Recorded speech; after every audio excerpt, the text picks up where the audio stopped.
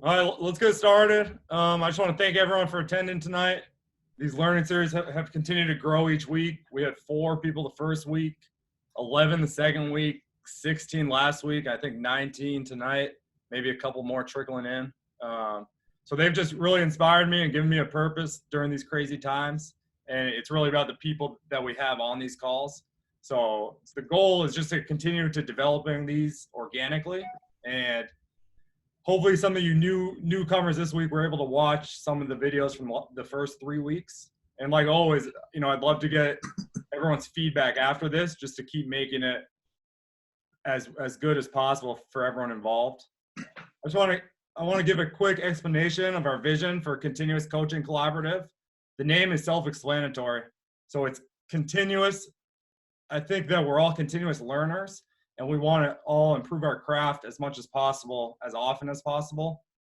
Coaching, regardless of your title or role or experience, I think we all have impacts on the team that we work with in different ways and at different points throughout the season.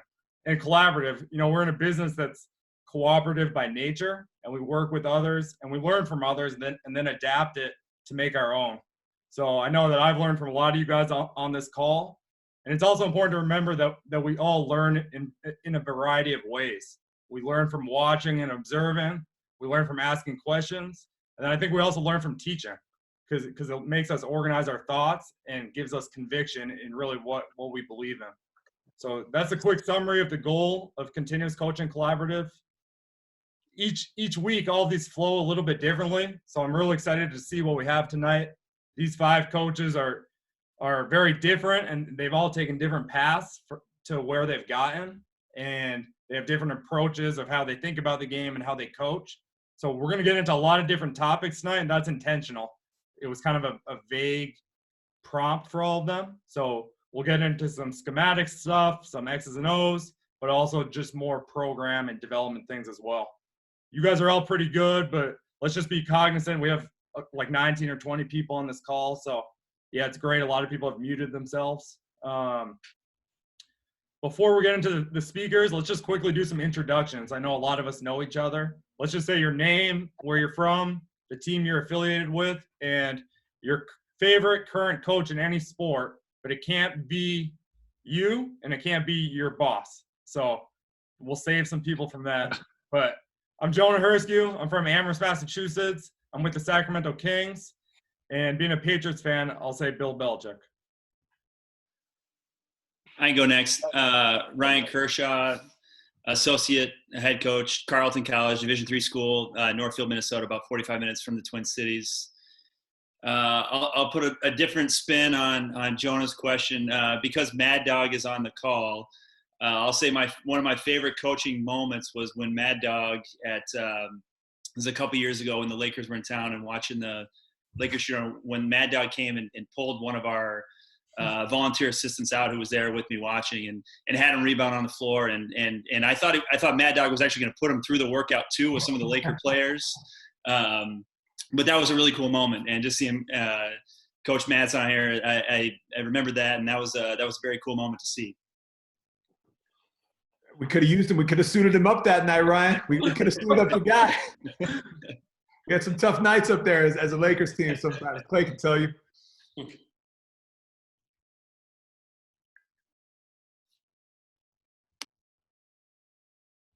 Am I go, Jonah? Yeah, anyone. Okay, Clay Moser, University of Arkansas.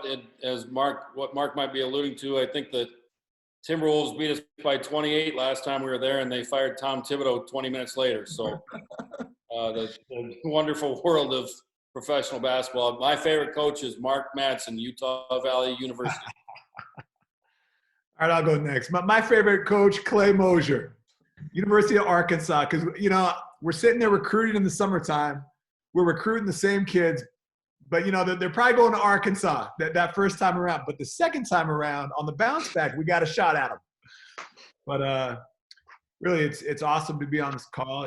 I know some of you and others of you I'm excited to get to know. Jonah, thank you for organizing this. This is great. It's I think one of my favorite coaching moments was really probably just being around Luke Walton and just seeing the types of strong relationships that he would build with the players. And that I think is, seeing the way he did that was really kind of a great, almost a great gold standard for what we're trying to do in our program. I'm at Utah Valley University. I'm Zach Hamer from the Chicago area. I'm at University of Illinois as video coordinator. My favorite coach, probably I'm going to go with Joe Madden with the LA Angels, as much as it pains me to say that now. But, yeah, big Cubs fan, does a hell of a job. So, an easy one.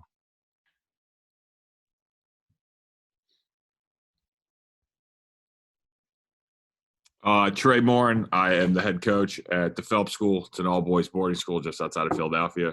My favorite coach is probably Rick Carlisle.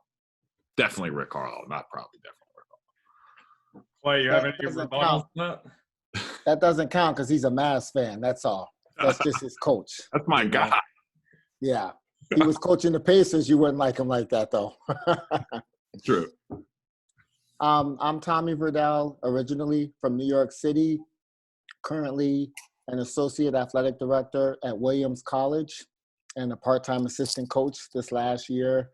And I think that my favorite coach, and they will kill me for saying this at Williams College, is definitely someone who's been a mentor to me, really has done a lot for me and is now retiring and should go into the Hall of Fame as a D3 coach, but he should be in the Basketball Hall of Fame, is Coach David Hickson, who just wrapped up 40-plus years or whatever it was at Amherst College, which is why I say I shouldn't say that. It's like our arch rival. So edit that out, Jonah, please. All right. Yeah, I might. I'm Dane Johnson, assistant coach for the South Bay Lakers in the G League. Thanks for having me, Jonah. Good to see Mark and Clay and some of the other guys on here. But favorite coach, probably Tim Gergerich. Known him since I was little, and he always keeps it real with everybody.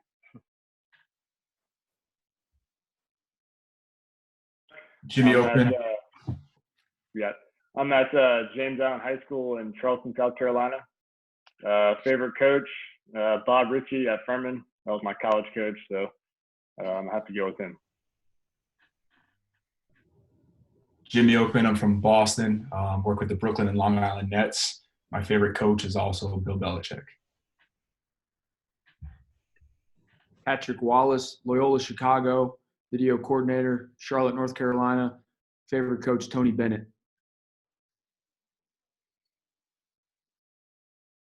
I'm Paul Miller. I'm with the Chicago Bulls. My favorite coach, I'll just go with this past season, was Nick Nurse. The way that they bounce back on top of all the other unique things that they do that he tries.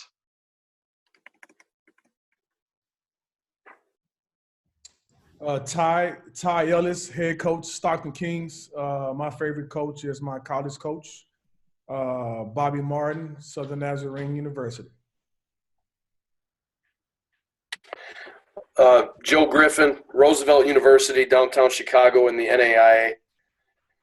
My favorite coach is Daddy Rich, Chuck Daly of the Bad Boys and the original Dream Team.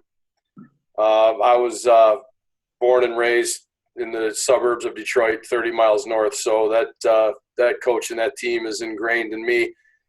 My favorite current coach is Coach Jim Boylan of the Bulls.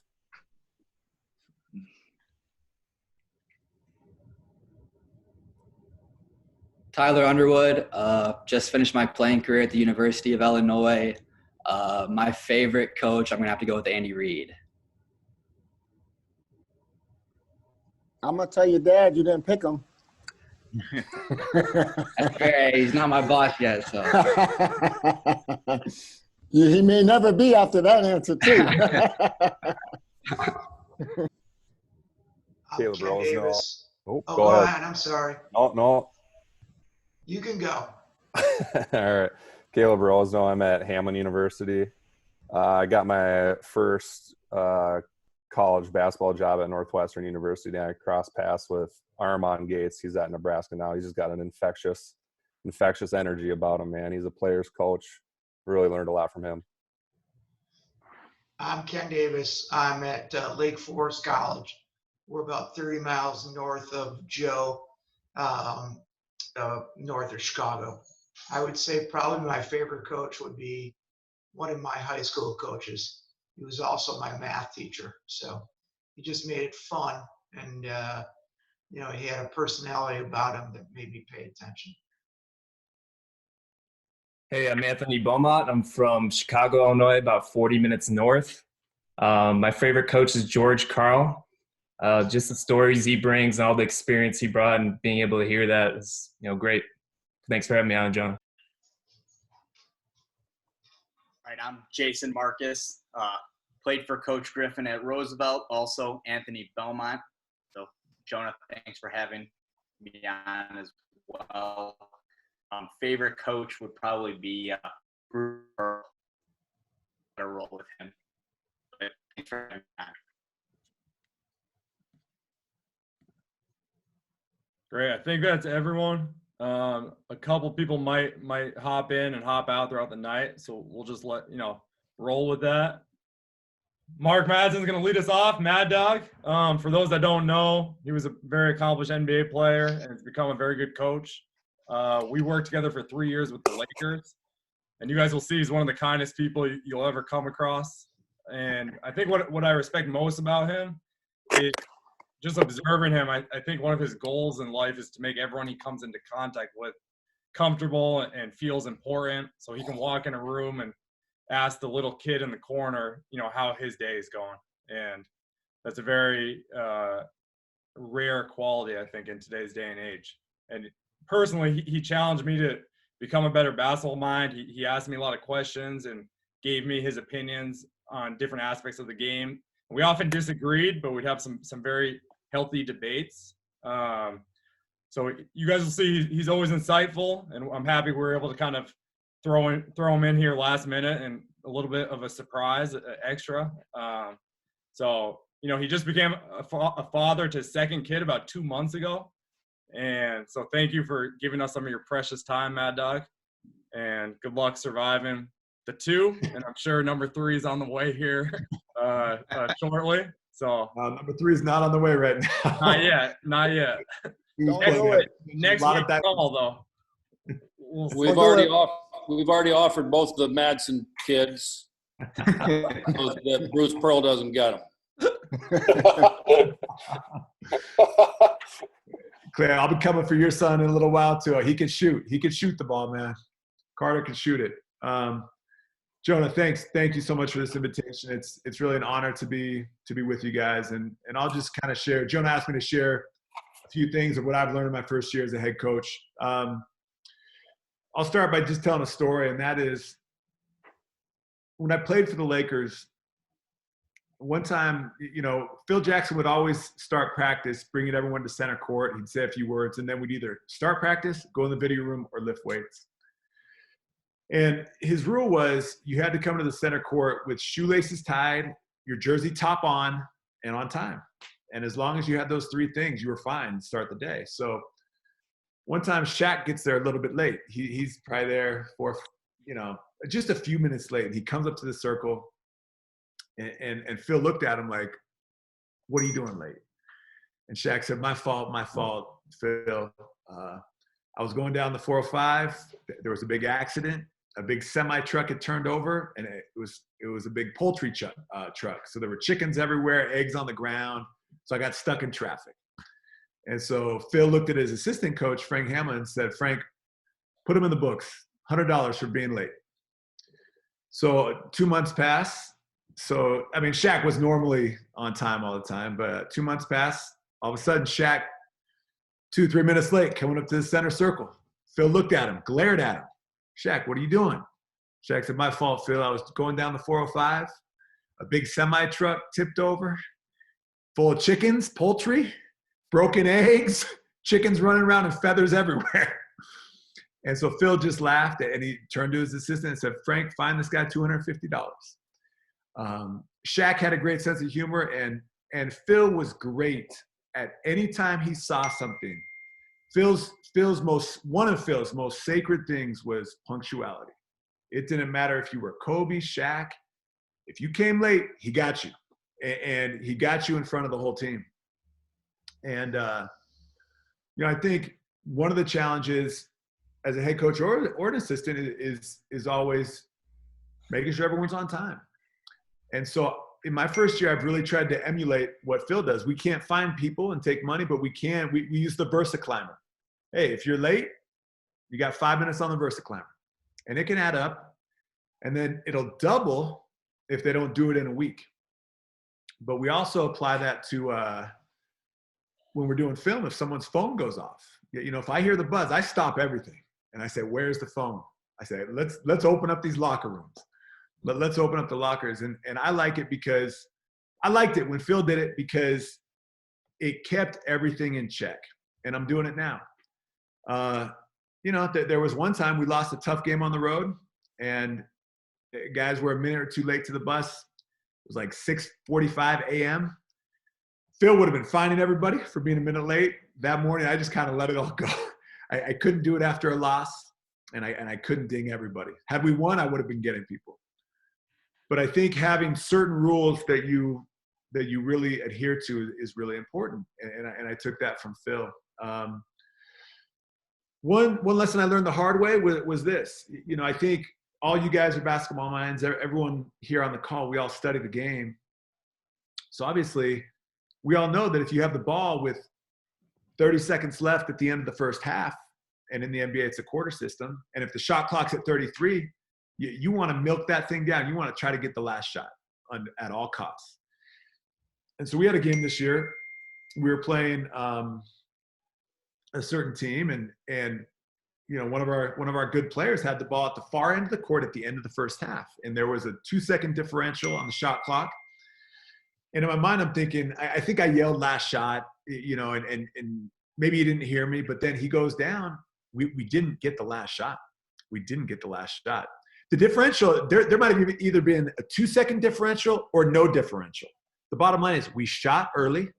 They got the rebound. They came down and scored. We ended up losing that game by 3 points. And so one thing that I've really learned in my first year as a head coach is the importance of literally teaching every single day. Even things that you think the guys know or that they should know. We probably had 4 or 5 situations like that where I'll give you guys another. It was late game in a game. We were up 1 or 2. And it got to the point in the game where I was looking really close at who was subbing in and out of the game. I was trying to match up. They were trying to match up with me, with us. So the Seattle team made a sub, and I wanted to counter. So I yelled at a guy to get in the game. So he sprints to the table. The table buzzes the horn. Right as the horn is buzzed, the ref passes the ball to the guy underneath the basket, the other team, and the other team inbounds it while our players are running onto the court. Okay, technical foul for 6 players on the court. 6 players on the court. How many times have any of you guys had 6 players on the court? Probably never. I had never seen it. And so then I realized, okay, I've got to teach our guys, hey, and this isn't a disrespect. I've got to teach our guys, hey, I don't care if the buzzer sounds. You go, if you go to the scorer's table, you go in only when the refs motion you in. Okay. We lost that game in overtime by 2 points. Okay. And so a lot of the little things I've realized I've got to teach them, reteach them, and reteach it more, and so I've really been trying to get a database of things I can teach, from, the pinch on blocking out on the free throw line to taking the last shot to 2 for 1. I mean, I've made a big, long list of situations, a lot of which happened to us this year, but it's just a reminder. And I think this applies to the NBA also, and we try to teach through video. We try to talk about it, and we try to do it often, and I guess that this kind of applies to college coaches mostly, but just when I first took the job, I talked to Tim Floyd a fair amount. Tim's a friend, and he and I have a lot of mutual friends. And the one thing he hit me with was, if you're a college basketball coach, you cannot lose the spring. You can't lose the spring. because the spring is when all the portal opens up, all the recruiting is going hard. And so this, obviously we've been in our springtime right now. Clay's in the spring right now at Arkansas, but I mean, we've been going long days, hard days, trying to sign players. And, you know, if you're going to lose something, do not lose this spring. And I'm grateful. We've had a pretty good spring so far. And so those are, I know there's a lot of great coaches that are going to share things tonight, but those are just probably 3 things that really stood out to me that I wanted to share with the group. And I'm excited to learn from you guys. But the thing really, the biggest thing that I've learned, and when you got, for those of you that aren't head coaches yet, your day is coming, make a list of whether it's special situations, whether it's teaching fundamentals, make a list of it, teach it every day. You know, rotate through your 25 teaching points, rotate through them, have video clips. You know, this is a very video oriented generation of players. Our point guards weren't setting great screens. Our point guards are great players, but they weren't setting great screens. So actually Will Scott, he had given me a video years ago. Jonah knows Will, a lot of guys on the call know Will, but he had given me some video clips of John Stockton setting screens on Charles Barkley. And so we showed that to our team and they loved it. They loved it. And the point guards came up to me later. They said, that clip of John Stockton setting screens was so helpful for me to improve my game. So I'm literally looking for little things like that. The clips of John Stockton setting the screens, you know, the clips of LeBron James using the spin move. It doesn't have to be a big name, but I'm looking for teaching points like that, visuals that will help our guys learn. So that's what I got. Thanks so much, Mad Dog. Appreciate it. I don't know if anyone has like 1 or 2 questions for Mad Dog. Like he said, he just finished his first year. So it could be about taking over a program or coaching in the NBA. You know, he has a lot of different experiences, but we got a little time if anyone has a question. Hey, Mad Dog, I got one for you. Yeah. What was something that so you knew you wanted to be a head coach. What was something that maybe you were doing when you were as an assistant coach that a head coach would do that you did daily, once a week, once a month, whatever, that you were like practicing along the way so that when you became a head coach, even though it would be, you know, on your watch doing it, it became like routine for you to do? Well, I think we all have strengths and weaknesses. You know, my weaknesses, I'm probably too nice. You know, I told that to our guys the other day on our Zoom call. I'm probably too nice. You know, it's one of my many weaknesses. So I've, you know, I always tried to work on that. One of my strengths, I feel, is that when I had a scouting report, I really tried to dive in and look at it from a lot of different angles. And so I was confident in doing that, you know, really diving in on that. And so that carries over to college because you get used to scouting a certain way in the NBA.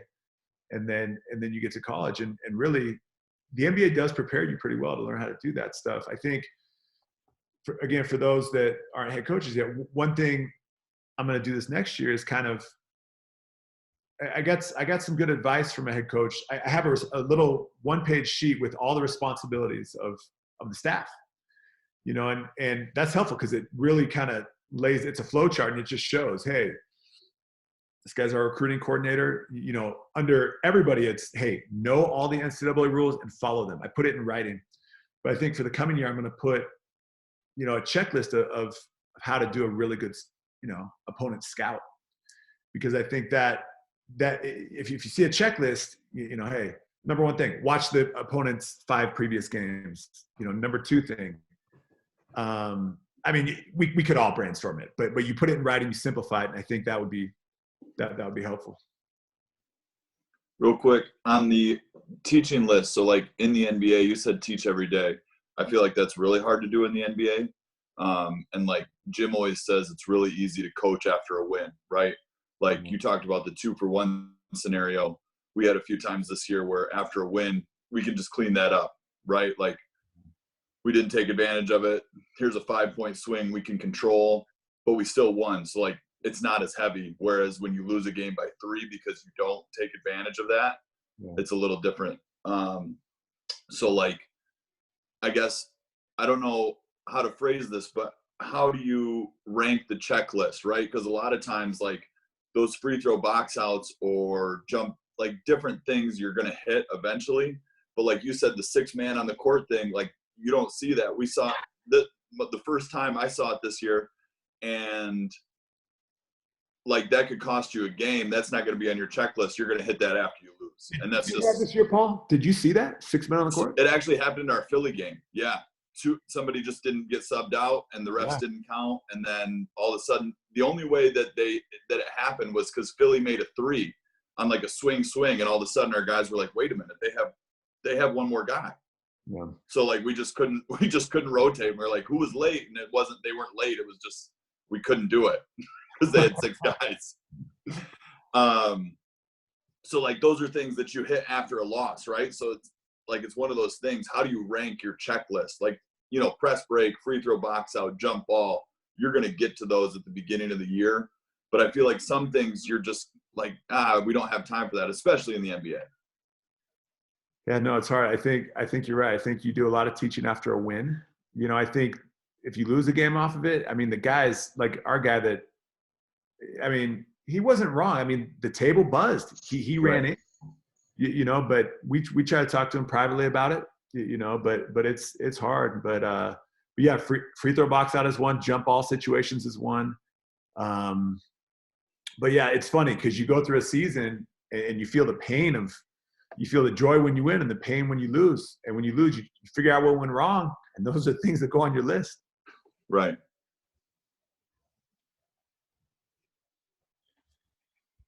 Really good stuff. Thanks a lot, Mad Dog. Yep. Thanks, Jonah. We'll go on to Clay now. Clay, as you guys will see, is one of a kind. He's been coaching long before I was a mistake. So and he's very knowledgeable. He's coached at every league, at every level possible. I think once there's a team on Mars, he'll probably be the head coach of that. And he knows everyone. Like literally, if he doesn't know you on this call, he knew your coaches and he knows your coaches that you played for. So even like with all of his experiences and successes, my favorite attribute about him, I think, is his humility. He is pretty opinionated, and hopefully we see that tonight, but he doesn't claim to know it all. And it's been impressive to watch him adapt his approaches to the game as the game has continued to evolve. So personally, Clay really helped me prepare for the advanced scouting job. It's a very tedious and detail-oriented job that he did before me. So in short, everyone needs a Clay Moser in their life, both professionally and personally. So take it away, Clay. Thank you, Jonah. Can I get a copy of that verbal clip and have my wife listen to it? Yes, you may. Okay. Wait, after you donate to C3, some of that recruiting money. So I want to echo Mark's sentiments and to say, Jonah, like this is a really cool initiative on your part, and especially in this time in our really weird history of the world. It's not just our country. It's not just where you live. It's not just your county, your state. Like this is a worldwide thing. So this is fun. Like having not ever heard of Zoom 2 months ago, I spend the majority of my life on it. And we're doing a lot of basically, Mad Dog, I don't know how you guys are doing it, but we're basically having like official visits via either Zoom or Facebook. And like you, Mark, we're actually working 60-hour weeks at this point. We're going in 7 days a week. We're going in tomorrow. We have two FaceTime presentations scheduled for tomorrow. And we'll probably get another one on Sunday. It's a better time to find the families. So really cool of you, Jonah. So also, unlike Mark, I don't get accused of being too nice very often. So we're gonna run opposites here. But what Jonah asked me to do was to kind of take you through my career, and like he said, I've been in a lot of different environments. I've been in a lot of different places. I've done a lot of different things.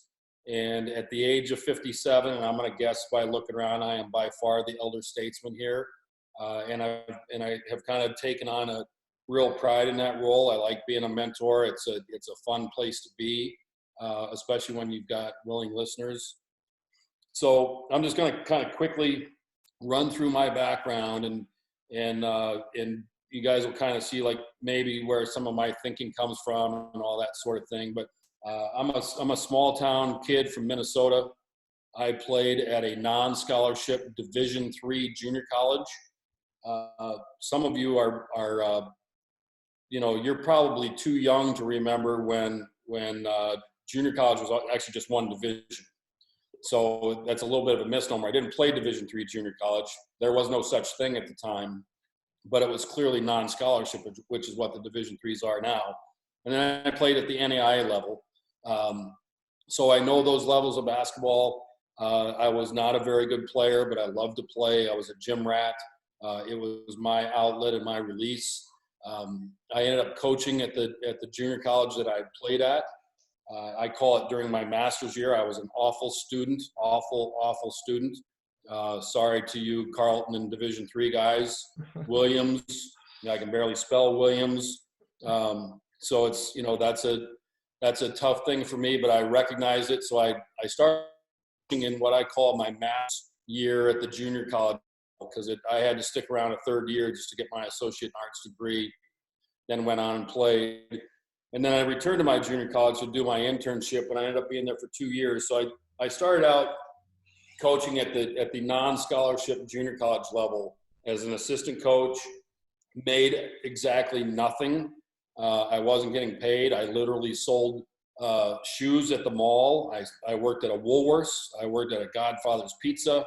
I did all kinds of things just to stay alive in the game. And then during those years, during the summertime, my summertime job was to go out and work camps. And what I mean by camps is I was working university camps. In my day, that was how you got in. You had to get out on a college campus, and you had to be the one that was there sweeping. And what I did, quite frankly, and I'm not ashamed at all to tell you, like I'm not a suck up. Anybody will tell you that. But I was willing to get there and work early. I would get there and sweep the floor. I would fold T-shirts. I would help with the dormitory assignments. I would do all of the little things, because I wasn't as talented as everybody else. So I had to be like, I did the little things on the staff. As I look back on it, that's what got me in. So I went from a non-scholarship junior college job as an unpaid assistant to North Carolina State University under the legendary Jim Valvano in 1987. And to this day, I will be the first to tell you, there was 1,000 guys he should have hired other than me. I didn't fit. I wasn't the right profile. I wasn't from that area. I couldn't bring a recruit with me that they were interested in. But what had happened with Jim was that he was, without me, sucking up to him, he had recognized my work ethic. I came back and ran. I actually worked their camp every year for three weeks out of the summer. They had 3 weeks every summer. And by the third summer, when I went back, when I arrived on campus, I was 23 years old at the time. And they said, you're running the camp. We've got to have a big recruiting year. The recruiting rules were different then. The timing was different. The calendar was different. So the assistants from the university at NC State were actually out recruiting at that time. And I was running the camp. And at the age of 23, that was a daunting task. And it may not seem like it to you young guys, because these kind of camps don't really anymore, to my knowledge. But we had about 400 kids a week. It was an overnight camp, so you had dormitory. I had a staff of about 80. 60 of them hated my guts because they were jealous that I was in the position that I was in. So I had to navigate that whole situation at a very young age. At night, I was in charge of the counselor game. And if any of you are old enough to remember what the counselor game was, that was you juggling, getting your roster players in the game, the players that had come back from the NBA that had played at your university, or like in the case of the ACC, if you've never seen an ACC pickup game because of the proximity of the schools, particularly in North Carolina with Duke, Carolina, NC State, and even Wake Forest only being about an hour drive away, the guys that could walk into your pickup game it was incredible. I mean, I had NBA All-Star games going on in our counselor game when I was young. So juggling that act was incredible for me. And the coaches, even if they were around, couldn't be in there, just like they can't be today. They couldn't be in there because it was considered coaching and evaluation. So I got kind of a baptism by fire very, very quickly. And I was there for 2 years. I would have stayed longer, but if any of you know your NCAA history, we had some big trouble at NC State. There was academic fraud accusations. There was point shaving accusations. We were investigated by the FBI.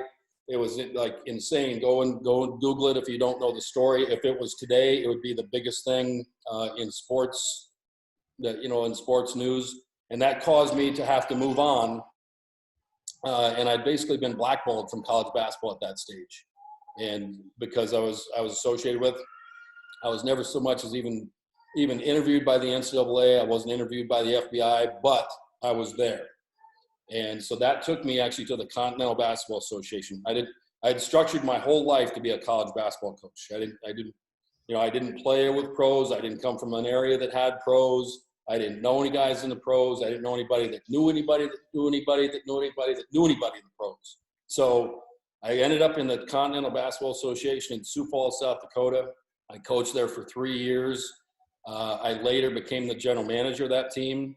And then I later became the vice president of business services. And this is where Jonah's talking about, like, some of the things I've done there that are off the beaten path.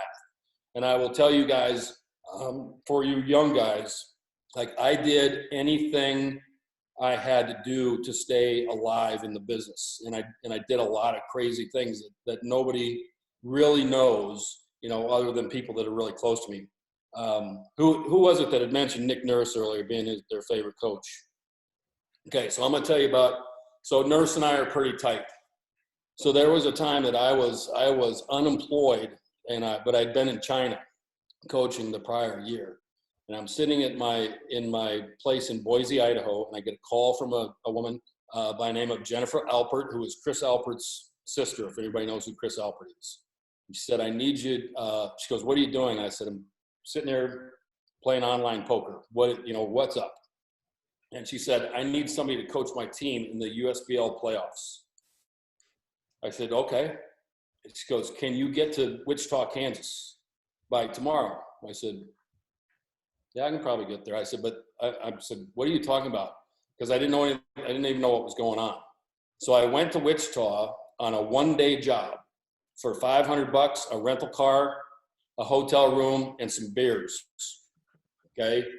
And at the game, while I'm coaching a team that I'd only met the day, so what they'd done is they'd fired their head coach at the end of the season, and they needed somebody to coach them through the USBL playoffs, which was really didn't make any sense, because what it really was 1 day, because they were terrible and they weren't going to win. But as I'm coaching the game in the USBL format, they all came to one event or one venue, and while I'm coaching, Nick Nurse and Brian Gates are basically sitting on my bench scouting my team while we're playing. And I bring that up to you guys because these are the kinds of things I've done throughout my entire career, just like because I've been out. As I look around, some of you guys, you're too fresh-faced to know. You probably haven't been out yet. There's probably especially if you aspire to the higher levels, there's going to come a time you're going to be out.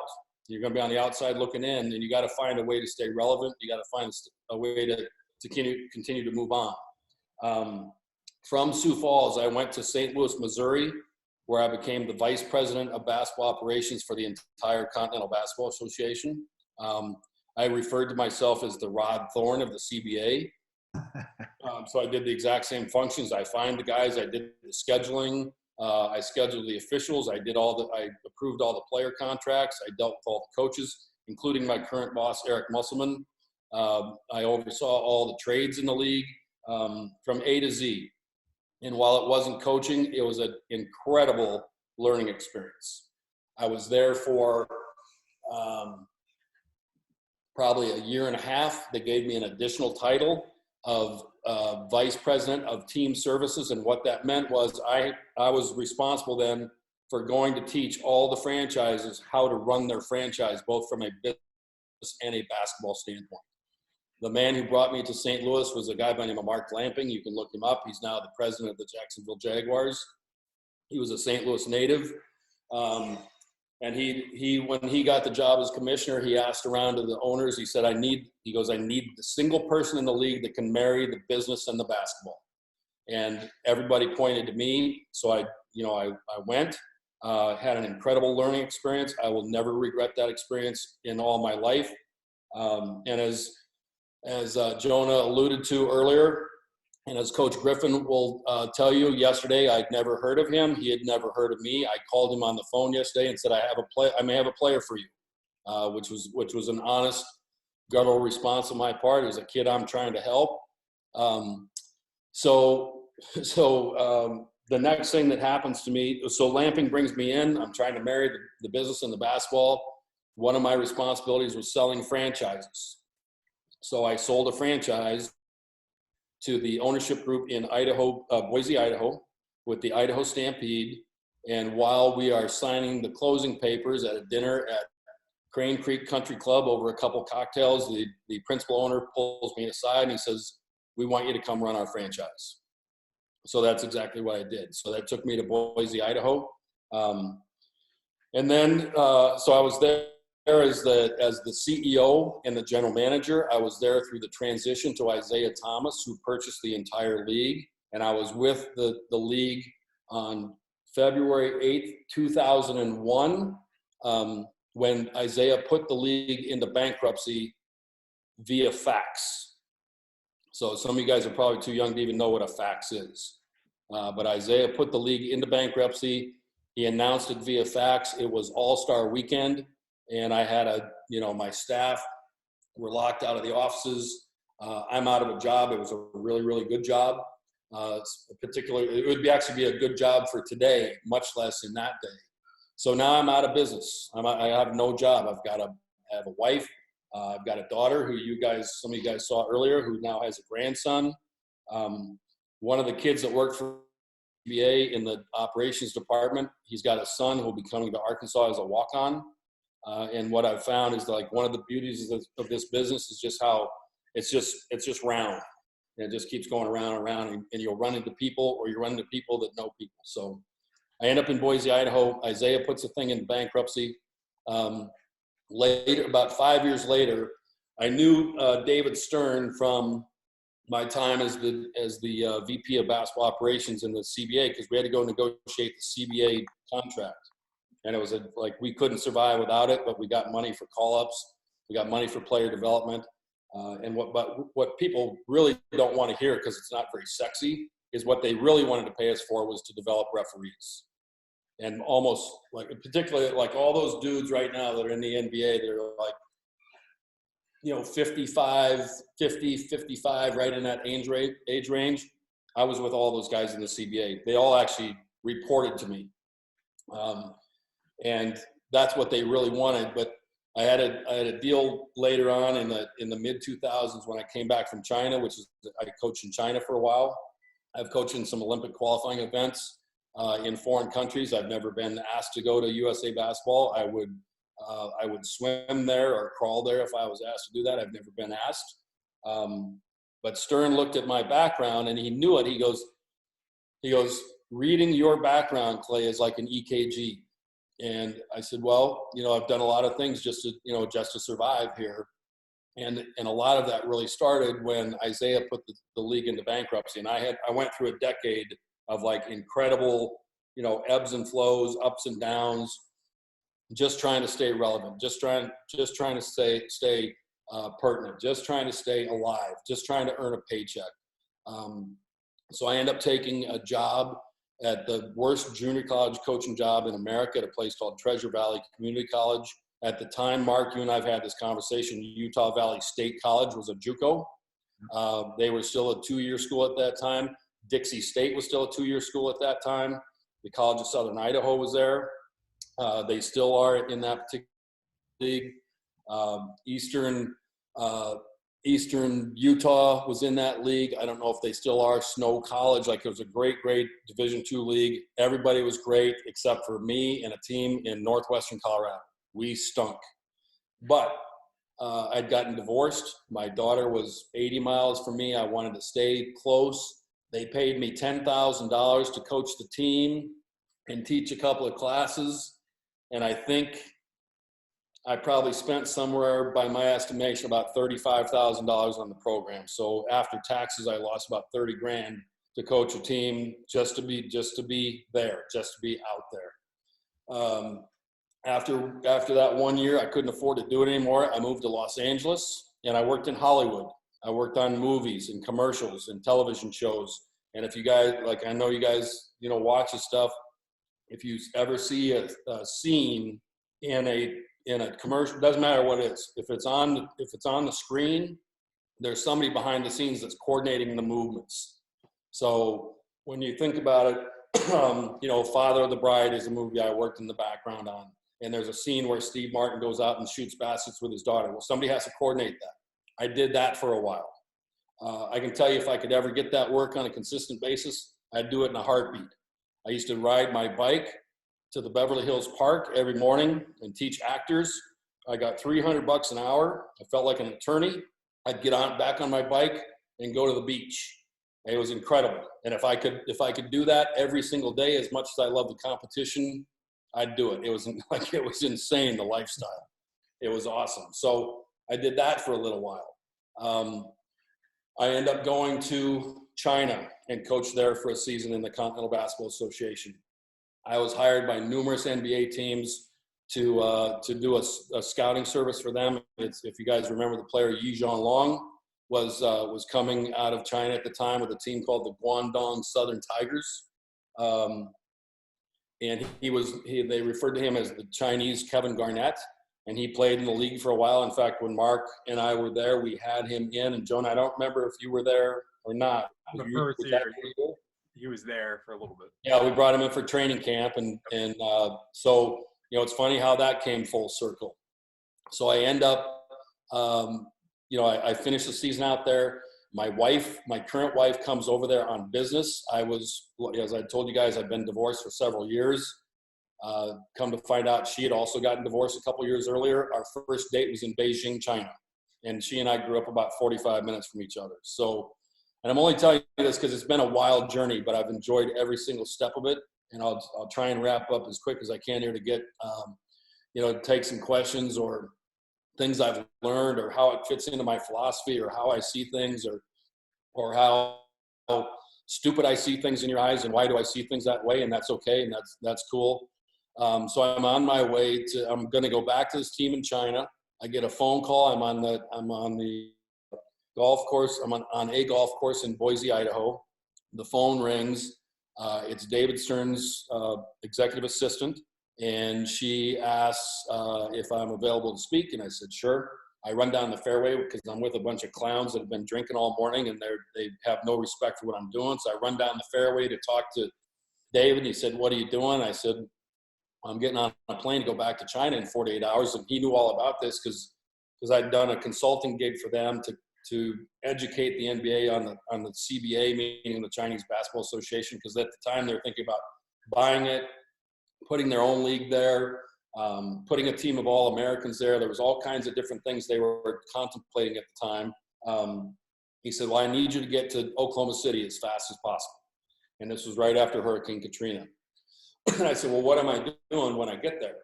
He said, I don't know, just get there. And you guys, if you can imagine, I mean, the team had been displaced out of New Orleans. They put them in Oklahoma City. There was a lot of reasons why Oklahoma City got them over other cities. Las Vegas wanted them, Louisville wanted them, Kansas City wanted them.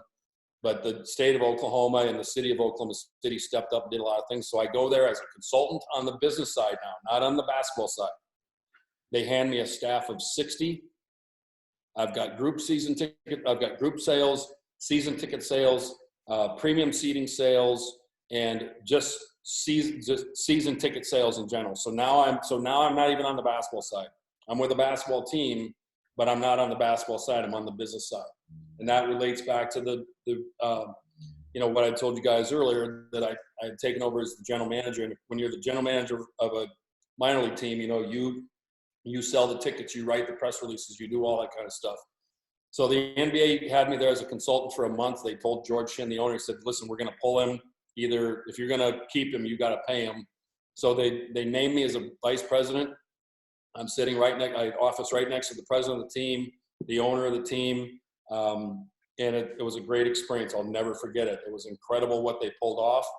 And that's why they're there in Oklahoma City today, is because of that situation. It's not the same team. They came from Seattle, as many of you know. Some of you may not. Eric Musselman gets hired in Sacramento. He hires me. Oh, and I missed along the way. I actually worked for Golden State when Muss was there. And that actually ties into where I'm today. This is the 6th place I've been with Muss. And that tells you, how crazy I might be to work with him in 6 different places. But this is spot number 6. First one was in Golden State when he was the head coach there. Second one was in Sacramento. He gets let go after a year. So now I'm scrambling again. Was getting paid for 2 years. So I ride that out. And then I end up as the head coach of the Rio Grande Valley Vipers for a season. Ty may remember this. Any of you other D-League, not G-League guys, but D-League guys might remember this, is that that was the year that they introduced the hybrid affiliation. Houston was the first team to do that. So I had talked to what was the kid's name? Reed. I don't know if you guys remember. Dan Reed. Dan Reed was the president of the D-League in those days. And I said, Dan, what are you doing to protect the coaches in this? Like if somebody comes in and buys it. He said, we haven't really thought about that. We think you'll be fine. I said, well, Dan, coaches are never fine. Like we're going to be the first ones to go. So sure enough, Daryl Morey decides not to keep me. He hires Chris Finch. One of my greatest lifetime stories in this business that I love is I knew Chris Finch had the job before Daryl Morey told me he had the job, because Chris Finch had already signed a lease to rent my house for 2 years while he was taking my job. It's one of my greatest. I love that story. And Finch and I are friends to this day. It wasn't his fault he was getting my job. I knew he was getting my job. I end up the next thing that happens is Muss and I end up in Reno, Nevada together, coaching the Reno Big. We had a division. We were terrific. He leaves there, goes to LA with the LA Defenders at the time. We go there. It was the year of the lockout. A guy from the Lakers resigns by the name of Chris Bodakin, resigns early in the morning. I was the first call up from the Defenders had actually gone defunct for a while. They'd gone dormant. And so I was the first call up from the Defenders to the Lakers before they ever played a game as their advanced scout. And then I was lucky enough to last there for 8 years. I was there with Zach. I was there with Anthony. I was there with Dane. I was there with the dog. And I was there with Jonah. And I hope I'm not missing anybody. But 8 years has by far been my longest time to be with any organization. We all got bounced just about this time a year ago. I think it was on the 13th, if I remember right. Not that I hold any grudge against anybody, but I think it was the 13th of April, about 1:14 in the afternoon, is when they let us go. And then I end up here at Arkansas with Muss. And then the other thing that Muss and I did together, so Golden State, Sacramento, Bighorns, Defenders, the Dominican Republic national team we coached, and now the Razorbacks. And so, I wasn't unemployed very long. I knew that Muss had been trying to get me to Nevada all those years. And I just simply told him, I said, listen, no matter how bad it gets there, I'm not leaving the Lakers for, any other job until they ask me to go. And, eventually they're going to ask you to go. And so I hope that's not too meandering for you, but I hope it jogs some and that kind of stuff. But at the end and along the way, I've also officiated. I've done just a little bit of everything, and I honestly believe and take some pride in the fact that all that stuff factors into how I see things and how I see the game, how I see managing people, and all those sorts of things. And although I am a bit of a dick, I'm way nicer now than I used to be. So you've got that to look forward to, Tommy. That's it, Jonah. That was awesome. When's your book coming out? It's in progress. Okay. I was going to say that's the perfect quarantine activity. If it wasn't for Muss making you work 60 hours a week, that would be the That would be a great quarantine activity for you. Is that right? That was terrific, and thank you for sharing. There's a lot of wisdom, and there's just a lot to be learned just from your experience overall, Clay. So I really appreciate you sharing that.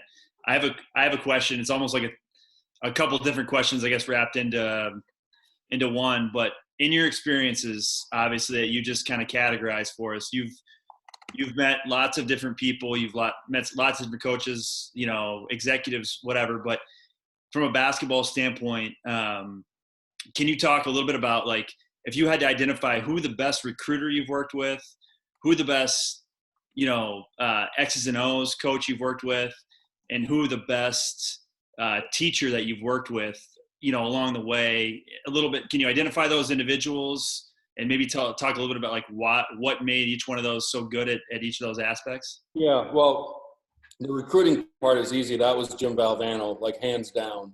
What was interesting about Jim is that Jim would always talk about, like, people don't believe me, and that's fine, but Jim talked about being immortal. Like he said, I'm immortal. I'm going to be immortal. People are going to remember me forever. And if you've ever heard any of his speeches, he talked about how he was going to win a national championship. He wrote a book about the gift his father gave him, which was just believing in him. But Jim's charisma and his ability to motivate, I've never been around anybody like him. Like, he was incredible. And I'm still in touch with most of those players. I was not there for the '83 championship team. I was there, but I will tell you what I was there for. I was there for the last NC State ACC championship that they've had for the last 31 years. I'll take that to my grave. We won the regular season championship in 1989. I was there for 2 years. We had 7 kids that played in the NBA for different, obviously different lengths of time. But I coached Vinny Del Negro, Chris Corchiani, Rodney Monroe. You guys are probably all too young for this, but Corch and Monroe were considered the best backcourt in the country. They were widely known as fire and ice. Chris was the leading the NCAA's assist leader when he was done playing, and Monroe actually was the all-time leading scorer in the ACC when he was done playing. Now, those have both been broken since, but at the time, that's what we had. I forget who I started with. Tommy Gugliotta, who became a lottery pick. Chucky Brown, who was a journeyman, played for a ton of teams. Brian Howard played, and I missed somebody in there somewhere.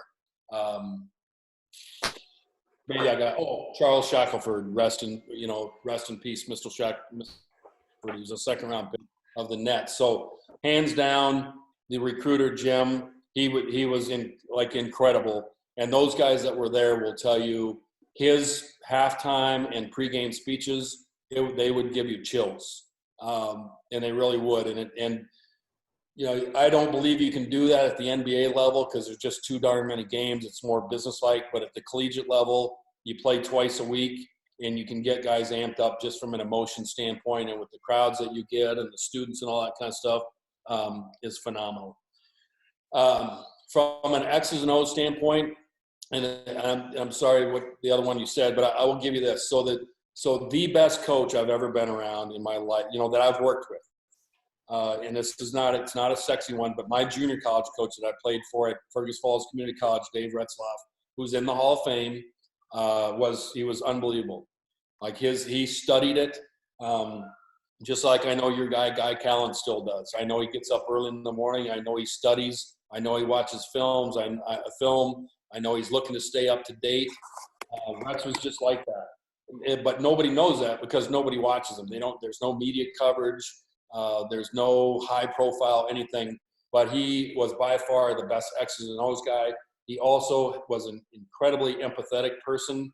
And as I get older, I'm more and more empathetic than I ever used to be, like way more. Like I went through a stage, like Dane, when I was your age, at your age, I could give a shit about anybody else. And I'm just being raw with you. Now, all I care is about everybody else. And so that's come completely full circle.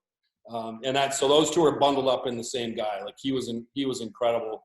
And he understood human beings like no one I've ever met before. And I wouldn't be anywhere without him. And maybe there was a fourth category in there, Ryan. I don't know. No, that's fantastic. Thank you. Yep. Anybody else? I got one for you, Clay. Yeah. So as you've developed throughout your career, obviously all the different spots, when did you everybody when you're going to get hired, they want to hear about what your coaching philosophy is, and like a lot of times that's something that develops over time, and evolves from who you are and this and that. So like, how did you go about developing what you believe in as a coach, and how much does that play into like who you are as a person and why? Well, I agree with what Jonah said earlier, is that, it's an ever evolving game. Things are changing, rules change. Like again, I'm trying to look at these pictures. I think I'm by far the oldest guy here. 37th year in basketball at some level. Like all that BS that I just took, that EKG, as David Stern called it, all that stuff. This is my 37th year in it. I will tell you, when I was, that not very great player at that junior college level, we played without a clock and we played without a 3-point line. That's how old I am, but that's the truth. Like, it's like, so now the 3-point line comes in, the clock comes in, now you got to start to use it. And remember, like, I only wanted to be a college basketball coach. I had no designs on ever coaching in the pros. I just didn't see myself there. It wasn't like I dreamed of it. I went out in the driveway, tried to be Dr. J. He was my favorite guy. But as time was going on, I realized very quickly I didn't belong with those guys. So, my philosophy's changed. Like, I used to be a guy that I play inside out. I thought you started the game by establishing the interior and going out from there.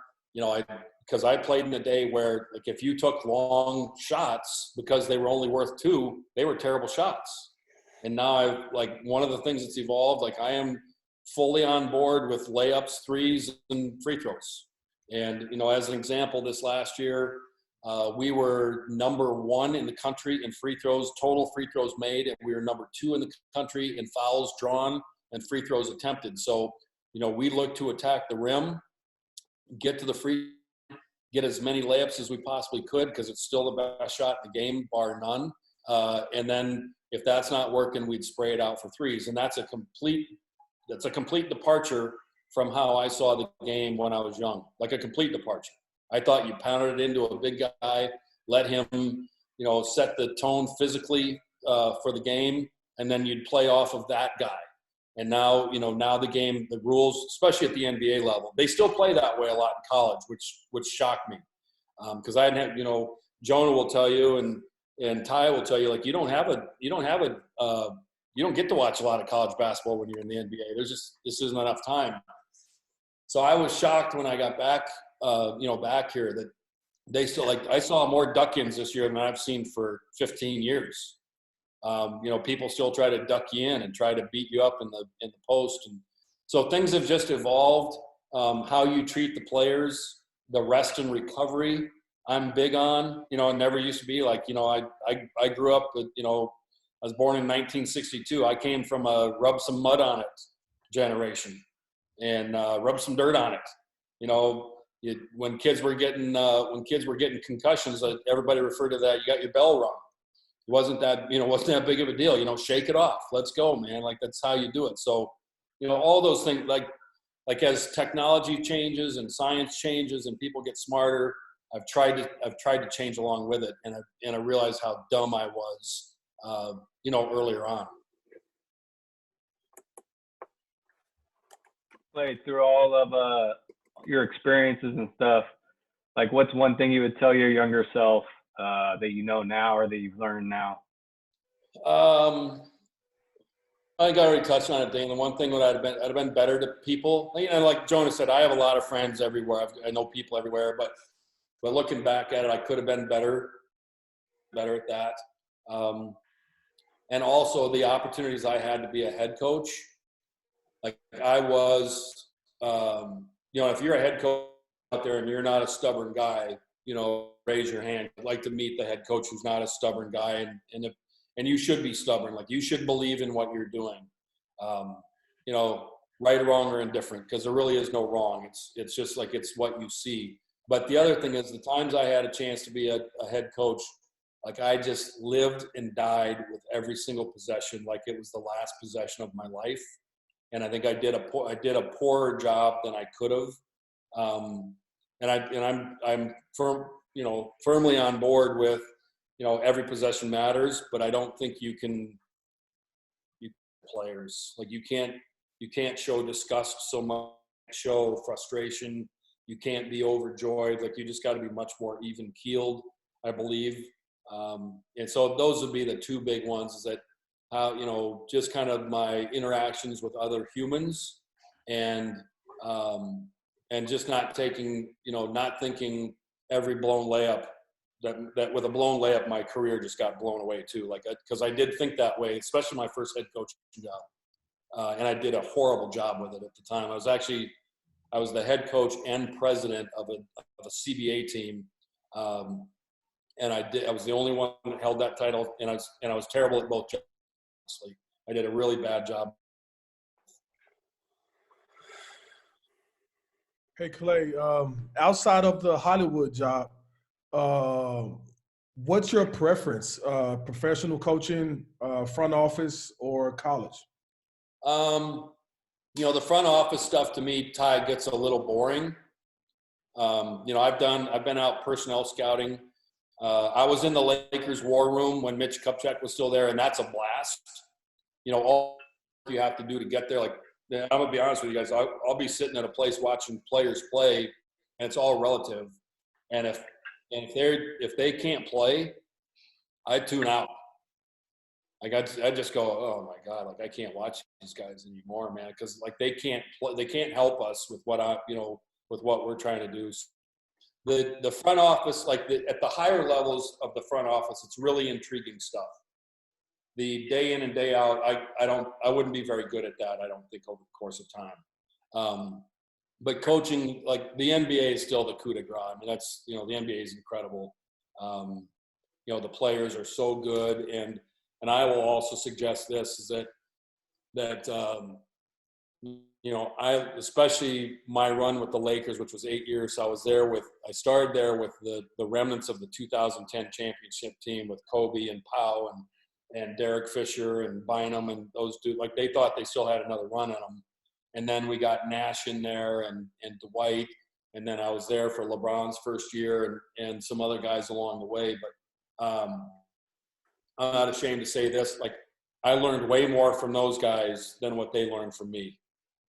Being around Steve Nash, it's like an absolute PhD level clinic when he talks. Kobe was the same way. LeBron was the same way. Like the way those guys see the game, so far ahead of normal human beings, I think you'd be an idiot to suggest that you're, for the most part, right along with them. I really don't believe like those guys are, like, they're just on another level, in my opinion. So I learned way more from those guys than I know they learned from me. And for the most part, I just tried their way and just offered. I said, and my relationship with Kobe was to say, listen, I'm here if you ever want to talk, if you want to go over a scouting report, because that was my fundamental job. It later became analytics. If you want to talk through some of this stuff, I'm here for you. But otherwise, like, you're a first ballot Hall of Famer. Like, what exactly am I supposed to do for you, other than get out of your way and let you do your thing? Because those guys are, they're the Picassos and the Jimi Hendrix and the Mozarts of their craft, man. You don't screw around with them. And not everybody believes that, but that's what that was another guy that I thought you were the smartest guy in the room. And, over the years, I've realized there's usually only one smart guy in the room, and it's not the coach. Some coaches can't accept that. But with Kobe, for those of you that knew him, like you had to accept it, or he'd get you fired.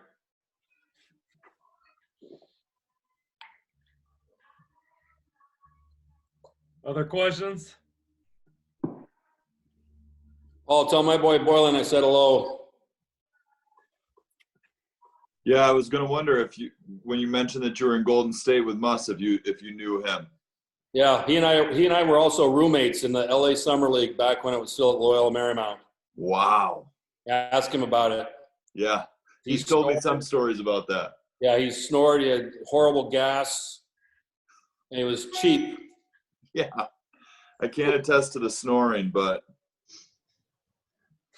He still has the gas and the cheapness. yeah. Yeah, you tell him I said all that, and Yeah. Jonah's recording it too. So Yeah, I don't wanna exactly. be on record. We have the video evidence. Yeah. Yeah. Video evidence. If it's accurate, it's fair.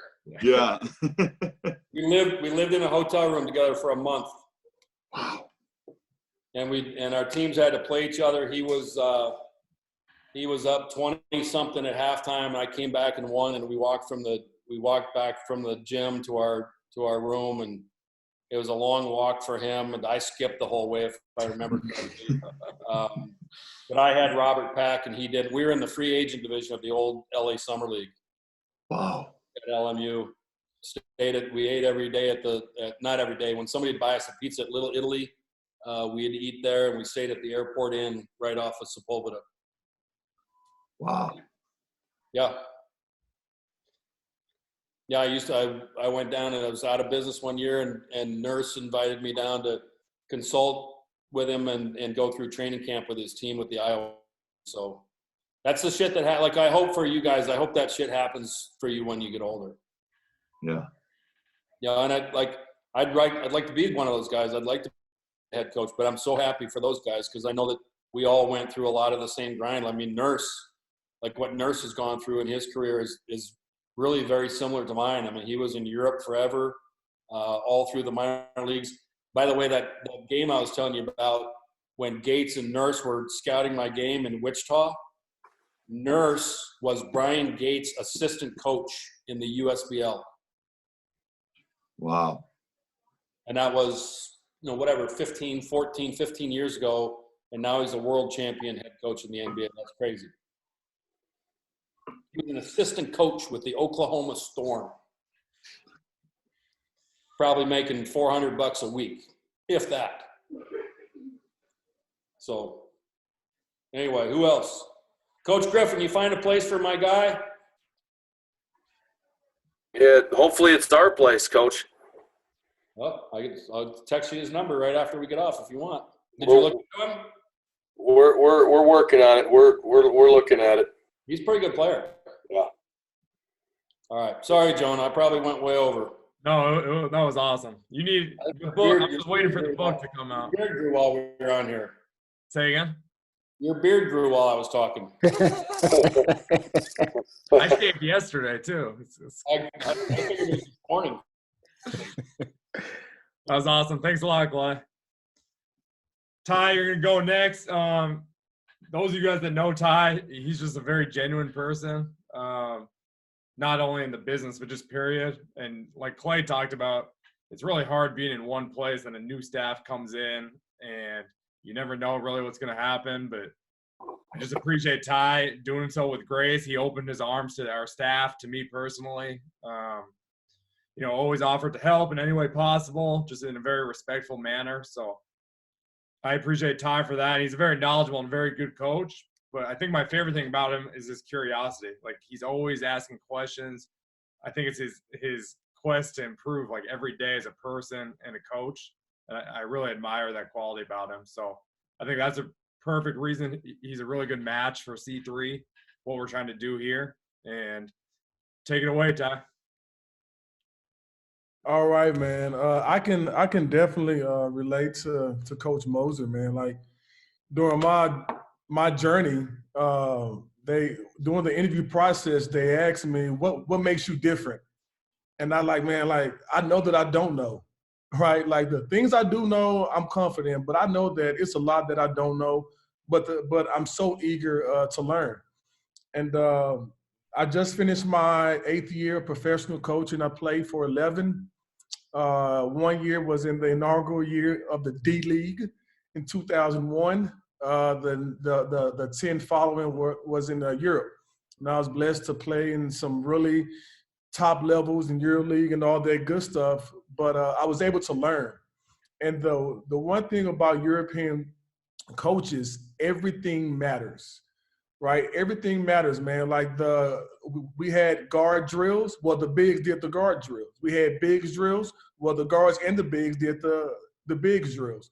And so that's one of the biggest things that I've taken from my time in Europe, that I've noticed something simple as when I get guys from college, we do a middle pick and roll and go set a screen.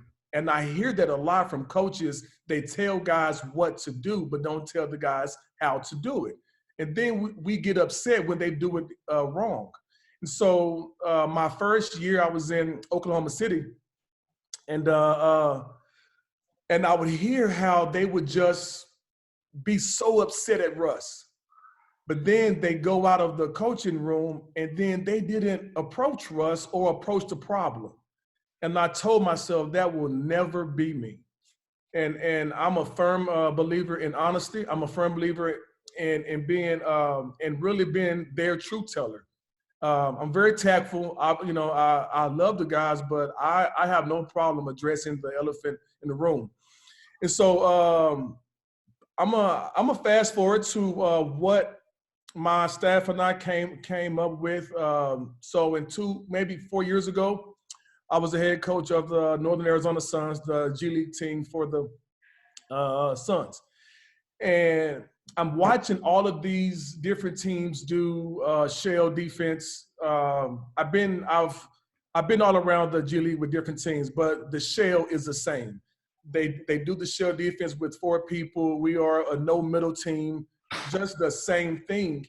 And once again, I love asking questions and kind of pushing the envelope. And I never understood why teams do shell with 4 people. It just doesn't make sense to me. And so my staff and I created this thing called the hexagon. And this is something that I'm going to show you guys, and I'm going to share the screen. But a guy named Brett Burchard, he brought the idea of the hexagon. He was my assistant coach my first year. So going into my second year, he bring me this hexagon. And the day before my camp starts, Earl Watson gets fired, and Jay Toronto brings me up to the Suns as his assistant, and I never get a chance to do the hexagon. So after that season, we all get fired. I become the head coach of the Stockton Kings, and now it's my time. And so I literally put all of my thoughts down on paper about the hexagon, and now it's my baby. Offensively, I believe the game has evolved, but defensively, the only evolution that I've seen is just switching 1 through 5. And now the offense is so good, you just set a back screen and slip, and now the switching 1 through 5 is null and void. And so I'm going to share the screen and go over the hexagon. Gentlemen, please ask as many questions to try to break it apart, because that's the only way I've gotten this far from coaches just attacking it. Share screen. Let's share it. And can you guys see it? Yep. All right. And so Paul, you mentioned earlier about what does Mark teach first. And so what my staff and I have, we have this thing called the teaching protocol. And we have everything that we teach during the year down on paper. And so, for example, page 26, free throws. And so if we try to get through certain things in training camp, but this is one of the things that we get through. And I have it written down. And the way I teach is we teach the why, the how, then the what. And so in the G League level, it's kind of it's like high level JUCO, really. But the G League level, man, it's guys who from 19 to 35. And so the learning curve is so different. So that's why we teach the why, the how, the what. And my practice plans, they're based on teach, train, and compete. And with that alone, I've really mastered or affected every learning type of in practice. You have guys who have ADD, but they learn by competing. So this is what we did. Maybe that helped you with that question, but to have everything we teach down. And sometimes in January, if we have lost 2 or 3 free throw rebounds, I'll circle back and I'll look at my notes and reiterate why are we missing these rebounds, and I'll say, oh, that's what I have to tell these guys again. And so this protocol has been very, very beneficial for me. And we're gonna go to the hexagon. And so the hexagon, guys, this is it right here. And it's a great teaching tool for me because we have our closeout drills, and as opposed to me yelling and screaming about your footwork, I just tell them to look down, right? And so, and I really empowered the guys to teach each other. And so my the philosophy of the hexagon, we are a no paint team, right? We are, I don't know how to make it single page. I mean, go back. That was okay? Or is this better? Yeah, either or. They both work. Okay. Okay, and so so we are a no paint team. That's our philosophy, and the hexagon keeps us in the ball you basket stance.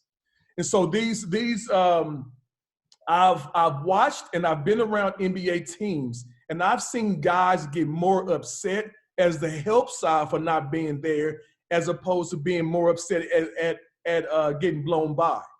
And we talk about athleticism so much in this game, but we only apply it to the offensive side.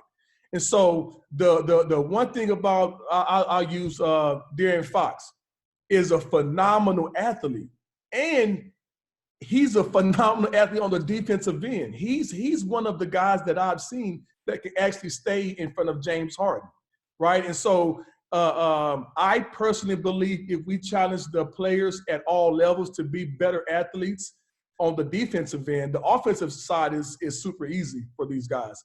And so this is I won't read everything, but this is it more or less. And I talk about the hexagon stance versus the square stance. And the hexagon stance, the position of your stance is based on your location on the floor. The heels of your feet should be parallel to the hexagon, as you can see the positions on the floor. And it's our job, the on-ball defender is required and expected to guard a yard, right? And you guard a yard by controlling the bounce 3 feet to your left, 3 feet to the right. If you're able to do that, you're pushing that guy into help. Now there's four positions on the floor that requires a square stance. And the square stance, I can't see. Okay. And the square stance is you're in the middle of the midpoint, right? In a ball U basket stance. That's the square stance. The hexagon help. This is something that a lot of my friends at the NBA level, they kind of just don't agree with because they always say, well, at my level. But they don't talk about the defensive side at your level. The defensive side should also be elite. And so what we do is we plug the gap in our hex stance. In our hex stance, if you're one pass away, your toes are parallel to the line. So any type of penetration, I'm stunting up, and this gives me the correct path to close out to a ball U basket stance. If X2 right foot was open, he can stunt, but now he's closing out to a split stance. And that's exactly what we don't want to do on closeouts is close out to a split stance, obviously, because it gives the the offensive player all of the options. Guys, please slow me down or stop me if you guys have any questions or comments. I got one quick question on the square stance. Yes. So sorry, it's the previous page. Why are those square and not, why would you not influence baseline where X4 or X3 is? And why would you influence down the slot X1, X2? Because the one thing that makes James Harden great, obviously he's talented, he's athletic, but he understands the rules, right? The A to B. But as soon as you open up your stance, now the tables turn dramatically. And I want to defend, I want the guys to defend East and West and not South. And I have a ton of different drills that will work on the guy's fast twitch muscles. I call it absorb, contain, right? And so I can go over that as well. But any type of dropping, for example, X2, any type of his right foot dropping, player 2 will make him open up his hips completely. But if he can't control this bounce going this way, he will naturally have a rainbow banana type of cut as a direct line drive. And so on the hex help, if you're 2 passes away, you're in an open stance, right? This is a pretty good. I believe this is really good. So I'm gonna read this one. The success of our hex help derives from correct position and stance, and your position and stance is based on your location on the court. 1 pass away, help defender plug the gap in a hex stance. 2 or more pass away, the help defender is in an open stance with full vision of their man and ball, ready to rotate, stunt, and recover, or stunt and fall. Why hex stance is preferred over open stance when you are 1 pass away? Hex stance allows the hex help to ineffectively stunt at the offense and close out in a hex stance, ready to take away airspace and prevent direct line drives. Helping 1 pass away in an open stance would encourage 2-way stunts and split stance closeouts.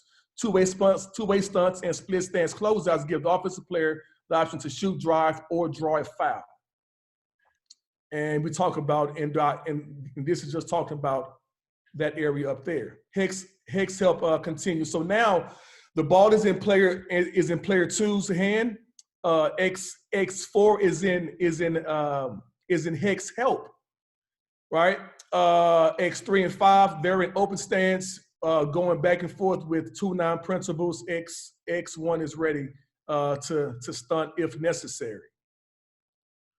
Right here, the ball is in the corner, and X4's job is to force him behind the backboard, right? We don't want a square stance and give player 4 both options. We want to dictate where player 4 is going. When I played, anytime a guy squared me up in the corner, he let me off the hook. Why? Because he wasn't using the sideline and the baseline as help defenders. And I think very seldom do we use behind the backboard as another defender. I see a lot of teams that I've coached against and I've witnessed over help. They help in this area. And according to the analytics, a contested shot in this area is a low percentage shot, but we trap the box to give up higher percentage shots, right? And so if you engage this man and don't let him play chest to basket, whereas he has to turn his body and protect the ball, his first dribble is up or his first dribble is down, and that's what you want. You do not want direct line drives or helping, and X3 has to guard 2, and this guy cuts for the LeBron James dunk, or this guy fills that corner for that Klay Thompson shot. All right, hexagon closeouts. And so this is how we want to close out. We want to close out in our hex stance. If this guy opens up, in order for X2 to close out, he has to explode with his right leg into a split stance, and that's exactly what I'm talking about here. Hex stance versus split stance. We've talked about it. Now this one, right? Let me see. Hex stance versus split stance. So yeah, and so this typically most teams that I've coached against, X4 is in an open stance. X4 would plug the gap in an open stance. And if he plugs the gap in an open stance, it puts him in position to close out in a split stance, which gives up a direct line drive.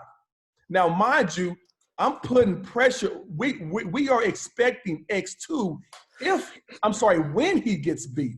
X2 is going to get beat. We all get beat on the defensive end, but get beat with our principles. If he gets beat, he has to absorb that first bounce.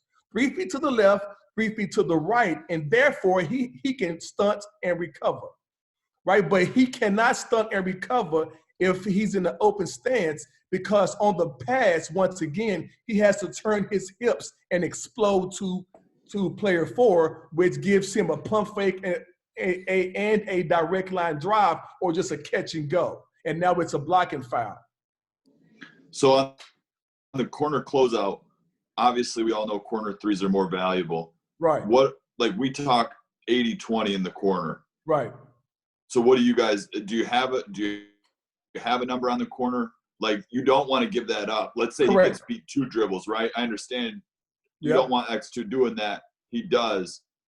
X4 is not committing. He's not the one stopping the layup. Correct. Hey Paul, sorry to interrupt. Can you just explain Yeah. what 80-20 is? I think that's like Sure. So actually, like, we're not a huge gap stance team as it is. Like we are an overhelp team, a trap the box. We're slot line trapping. We're doing all that kind of stuff. So it's interesting, and I'd love to hear if you have any numbers on like rim protection, percentage of field goal attempted at the rim and stuff like that. But like in the corner especially, we make a huge emphasis that the help is coming from the weak side. It's not coming from that strong corner. We are not giving up a strong corner pitch 3. So you're 20% help, kind of stunting a little bit. And Exactly. Yeah. And so I want to rewind. Sure. In the corner, we don't help at the bounce. If he was to get beat in X4, and it says it later in the thing, your position is your help from the corner. Got it. Your position is your help. If X2 was to penetrate, X4 would just be there and close out. Got it. So, but it says it later as I go down. We do not help strong side corner. We do not give up shots. And in the G League, if that happens, I tell them the next sound you hear is sponsored by that decision. So don't get mad at me. Right. Don't get mad at me. Just come on out and be ready to go back in. Yeah. Hey, Paul, I was going to tell you, we would, depending on who that person in the corner is, that could be a 90-10. Okay. 80-20 was kind of the rule, but it could be a 90-10 if it's a Danny Green or a Kyle Korver or Klay Thompson type dude. It could be a 70-30. Yeah. I will tell you, in college basketball, and I know a lot of you guys are not in college basketball, and maybe some of you other guys can help. But first of all, finding information in the college game is like incredibly difficult compared to the NBA. Mm-hmm. Like incredibly difficult. But the other thing is we would help, and we actually led the country in 3-point defensive percentage this year. And part of the magic to us is, you gotta have a little bit of a gunslinger's mentality. Like we would at times help off the corner. And Coach, I'd be interested to know what you guys found. Like college basketball actually changed this year to where the corner 3 was slightly shorter than the rest of the 3. It actually has the break like the NBA thing does. It's not quite as long, but they have the break rather than just the total arc. And the numbers that we have is guys did not shoot the corner 3 well at all. Like the corner 3 was way worse than the above the break 3. So depending on if we didn't believe that person could make it, we may just go ahead and help off that corner. Yep. And I know that's not traditional thinking. And Zach Hamer, you're smarter than me. Like maybe you guys had better numbers. We had a hard time finding those numbers. For for your whole conference, for the whole Division One, for whatever. But Yeah. like our best shooters did not shoot it well from the corners at all. Yeah, I think what we ran into with that was that our theory, at least, was with the footwork having to change this year on that corner three because of that. There's less space now on the sideline.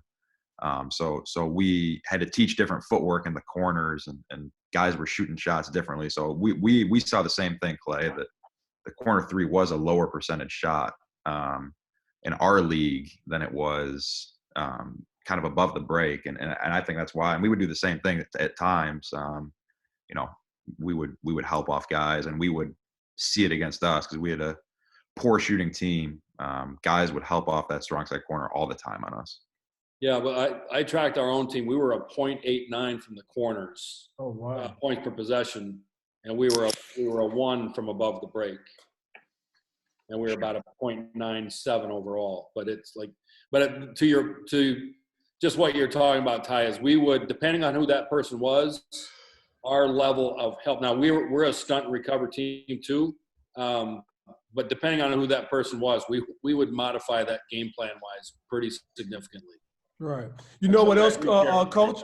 The corner is not only the shortest three, but it's also the shortest driving lane to get to the paint as well, with so many options, right? And so I know the numbers. I don't have them on me right now, but I was talking with our guy Colin from the Kings, and by far, like the corner three, we would rather have a contested corner three than I mean, that's a good shot for my team with the shooters that I have. If you can bring it up, like let it go, because there's so many rebounding angles. It's just a good shot for us, right? And anytime most of the time the ball is penetrated from the corner, the defensive team, they collapse or they ball watch.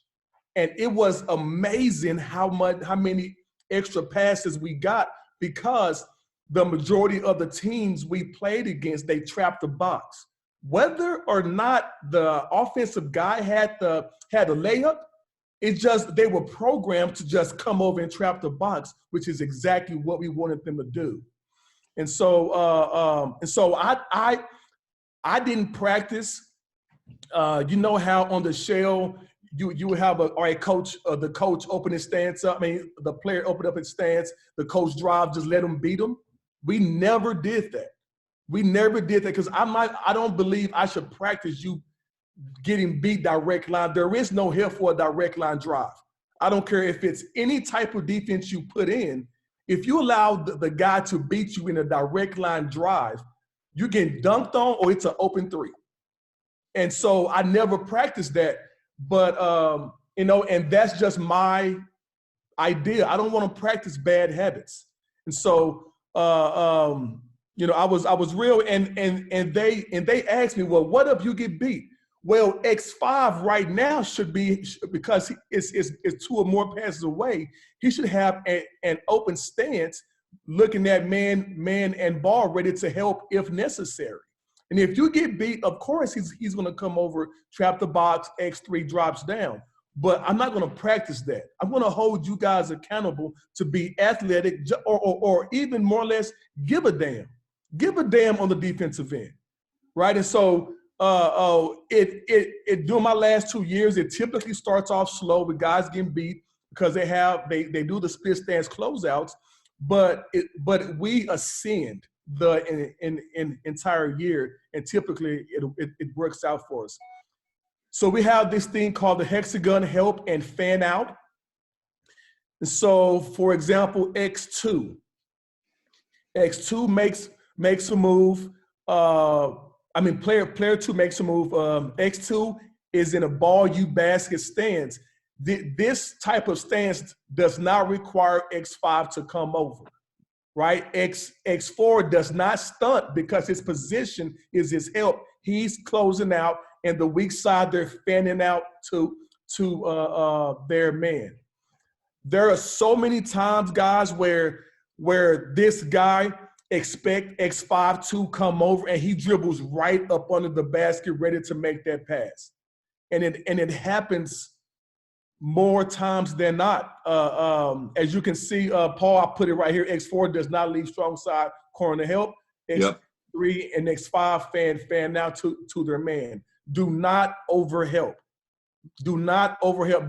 The numbers support a team that has consistent verticality. They will miss it. Now, they will make it 3-4 times out of 10, 3 times out of 10, but that's okay. Those shots won't beat us, right? It's the times where we overhelp. X5 traps the box. He takes one extra dribble to get around X5. We have that 3, or we have X3 takes that away, and now 3 cuts for that dunk. So you're just saying X2 contests? Yes, that's it. That's it, right? And I'm really big. The Spurs do a great job of it, and so do their G League team with verticality, right? Jump straight up. And most guards, they see a big coming, or they see the defender coming, and they go with a 2-foot jump into their body for the referee to bail them out. And according to the rules, the defense have every right to jump straight up. You cannot jump and turn, but jump straight up. And we practice that in practice. And sometimes the referees make bad calls, but I've learned the verbiage, and I hit them with the verbiage, right? And they'll come back and apologize, Ty, you're right, or whatever. But I've kind of learned how to talk their language as opposed to just yelling and screaming. Now the ball is from the corner. Once again, his first dribble is towards the baseline, behind the basket. Even if it's right here in this area, X5 does not come. We want this guy to be athletic. We want this guy to make a low percentage, spectacular shot. Once again, those shots won't beat you, but these open threes, these slot cuts, these cuts will beat you. But if he makes a great shot, well, good job, and let's go. With our stunts, this position from X2 gives me an opportunity to stunt and recover. Now, I personally don't believe it. This is just my personal thoughts. I think it's extremely hard for X2 to have an open stance and stunt and recover and be in a position to defend player 2. And this next one, we're going to stunt and fall. Anytime from the corner help, when we help the helper, we stunt and we fall in the passing lane. We stunt and we fall in the passing lane. Now, obviously, we're giving up a back door from player 4. X5 should see man and ball. The reason why there have been multiple times this particular season where the ball is driving kick to 2, and 2 feels the pressure of X4 stunting, and he falls in the passing lane, and player 2 passed the ball right to us. Right to us. Not one time in 2 years have we been beat with the back door. Not one time. Why? Because these guys, 2 and 4, they have to think. As a defensive team, if we get the offense thinking and not reacting, we've just won that mental possession. The offense wants to react. They don't want to think. And you may have 3 out of these 5 offensive players that have high IQ. I guarantee you all 5 don't. Right? And if this pass doesn't happen immediately, the window closes fast because player 2, defender 2 is recovering quick. And now X5 is already at the center line. And so, and X4 is dropping in the passing lane. And as he goes, he's going with him. So that's a very short window to make that perfect pass. Now, if he tries to stunt and recover, that bang pass is an open 3 and or a direct line drive to the paint. And that's what we don't want to have. You guys gonna break me down, man? Come on now. Ty, I'll challenge you on one thing. Yes, sir. So I'm with Coach Miller from the Bulls on the trap the box part, and here's why. Mm-hmm. And I get the contested too, especially if the guy's, continuing to pursue or whatever. But we just felt like at the end, and I've been at the minor league level too, like a lot. Okay. But at the NBA level, we just felt like if a guy's going to get to where the trap the box part needs to come into play, you're not getting back in front of him. Like you're not going to be able to contest that ball and that shot to a level that you're going to be able to do something about it. That's why we trap the box, and then we would sink from the, obviously from the elbow area, which like what we do here at Arkansas, like that at your initial diagram, we just call that boxes and elbows. Like get that shit covered first in transition, and then you worry about everything else later. Given, the special players that can do special things, especially from 3-point territory. But that's why we would trap the box, because we like if they're going to get that deep into the teeth of your defense, you're in big shit if you don't bring some help. Now, I might be wrong, but that's always been my thinking. Right. There are times where a player gets past the defender knowing that the trap the box will come. Typically, they don't have problems getting past the first guy. And so they are ready to make those right plays for example. So let's use De'Aaron Fox. 9 times out of 10, he will get past his guy. But now he's a great passer. But if you give De'Aaron Fox a little bit of space and focus on contesting his jump shot, that's what you will live with. And not many guys are James Harden, where you live with contested jump shots because he'll still make them. But I love playing the numbers. I know that if where's this diagram? If right here, if right now. So what I do, this is what I don't have are the drills and the daily vitamins that we have to retrain the muscles to, for one, defend one arm length away. And there's a thing where I call defend the box, right? You have to defend the box. Every single shooter, they bring that ball up through the box. And if you mess up his rhythm by having tactical jabs at the box area, that's a very tough shot to make. And if he come up and shoot and raise and you jump second, that's what I want you to do. But I do not want you to get blown by. And if a guy gets blown by, because it happens, now we come to trap the box. But if you're right here, I don't think this is a blow by, right? And this is what I encourage my guys. If player 2 makes this shot, I'm on the sideline yelling, great defense. It's okay, great defense, right? And so I know these guys I know the offense they're really good catch and shoot players, because that's what they practice every day. There's a coach, he's passing the ball, he's finding his rhythm, and it's my job on the defensive end to break that rhythm.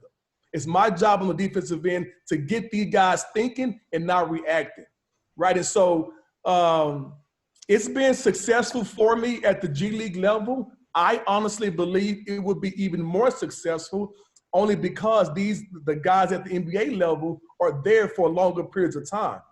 Every time a guy goes up or goes down or a guy leaves me, I have to retrain this every single time. And so, and they still get it.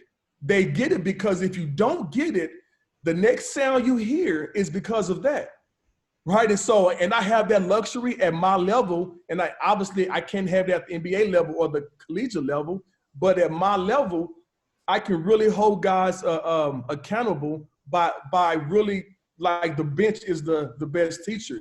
And I was a defensive guy. That's how I kind of, had a career. And I understood angles and I understood rhythm. And if I can break your rhythm, more than likely you'll miss that shot. Now the greats they still make it, but there are only so many greats in this sport. So I have a lot of different tactics and things that really help me. from an NAI level play in EuroLeague. And so, you know, by the grace of God, I've really learned how to teach at this level because of this level. I did have some. Now this part is the glossary and certain things. This is something that's very important to me. Absorb, contain. And so when defending a live dribble, the defense must be one arm length away in correct hexagon stance. As the offense jabs in any direction, right, left, front, back, the defender takes a slight step back to respect or absorb the move. This technique allows the defender to control the offensive player's first dribble. So anytime, if I'm on offense and I make a jab with my right leg, most guys will absorb that jab by jumping to the right, which gives me a jab right and left hand dribble. So what we teach the guys, any type of jab, you absorb it south. You absorb it south to stay in the ball you basket. And now I put myself in an explosion position, either left or right. But it doesn't matter if I absorb it east or west, there's no way I can catch up south, if that makes sense. So once again, man, like we drill these small little things every single day. And most of the same concepts are included in the 2-3 that we do. And 2 years ago, we were one of the best defensive teams. Last year was challenging for me because we lost Matt Jones. We lost Reggie Hearn. We lost some of our better defenders. But so we were really good offense. We was a top 3 offensive team. But I just put these principles in a 2-3 zone, and it worked just as good. I really don't care about the 2-9. That's a big thing because of the 2-9. Most teams don't do 2-3 zone. But I think there is maybe one, I forget the number, but it's very low. Very seldom do they call 2-9 defense in the pros. They just don't call it. And if they do call it once or twice, I'm cool with that because I've deterred so many other baskets from coming in the paint. So I don't mind giving up a free throw here and there. And so this mindset, the no paint works in the zone as well in the pros. Hey, Ty. Yes, sir. A question for you. Was somebody else going? Okay. Oh, go ahead. I'll go after you. Okay.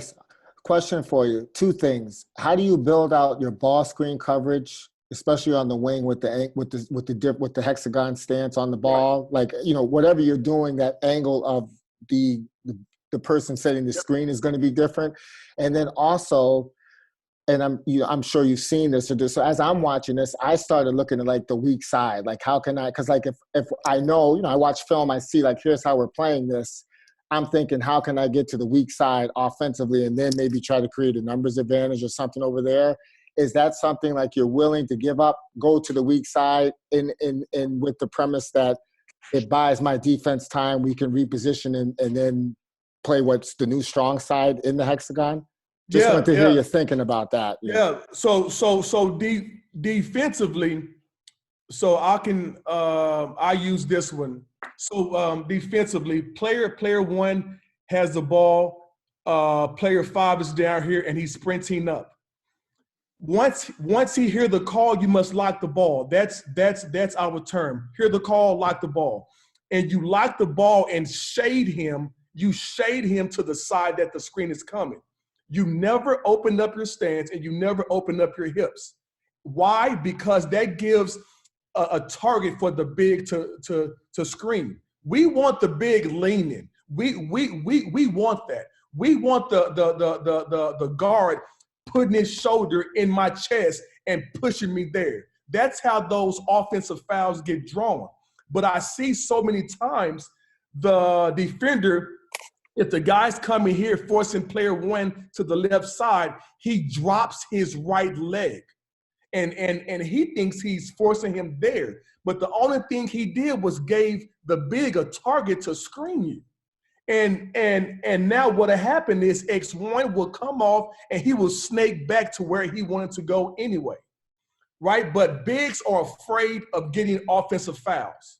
They are, and guards aren't comfortable dribbling with their back to the basket.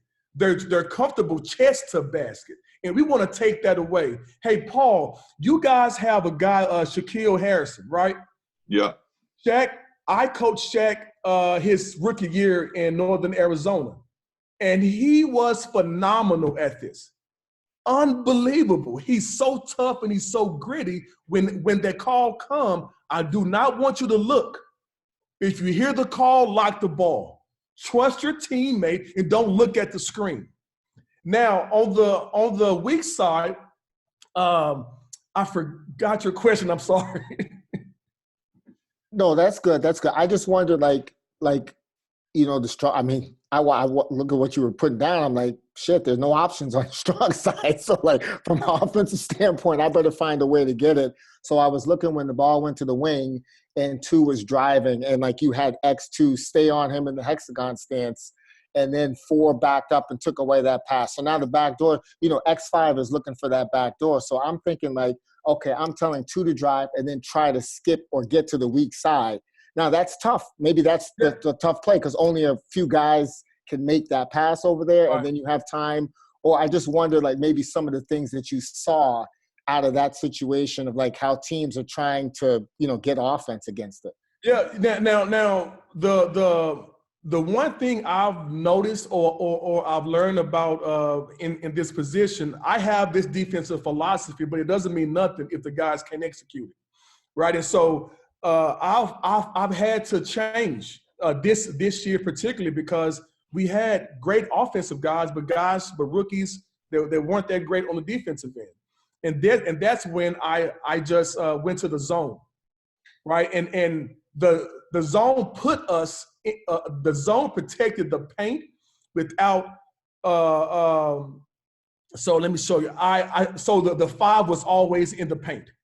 And so if we have Kyle Guy guarding player 2, chances are Kyle is going to get beat. And I know this, right? And so we shrink, and now this 5-man is in the corner. And I don't care about where player 5 is, because we're in the zone, right? You're defending your area, and I have different methods of teaching the zone. But you know, when we're locked in, it's really hard to touch our paint. Like we have a no paint defensive game, and so the one thing I've learned that these guys love to compete, and so our competition, except for the scrimmage at the end, is all defensive based. So you can go half court score or half court stops. So the majority of our drills, if it's competitive, is based on stops and not on points. And so we gradually got better. No, and to Kyle's defense, Kyle got a lot better towards the end of the game. Season. I'm sorry. Cool. No, that makes sense. And I mean, Jonah can tell you, like, that's music to my ears about the zone, because, like, to be honest with you, and I'm not in the NBA, but I've watched the game religiously. And Clay, I'm not too far behind you in age. My cream is just working well. But like when I see these guys, like, no offense, and I'm old, but like, you know, if like, you know, Tyson Chandler or Clint Capella switched out on me, I'm a 5'11" guard. I still think I'm going to get by them. You know what I mean? I feel like what we're asking the big men to do defensively is craziness. And I just can't figure out, like, how we can't come up with something a little bit better to give us better odds defensively, especially when you can't touch anybody on the perimeter. And, you know, the bigger you are, the less likely you're going to be able to touch somebody and get away with it.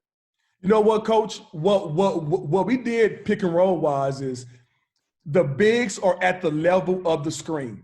If your man is sprinting up to set that screen, you must sprint up with him and roll and drop with the roll, right?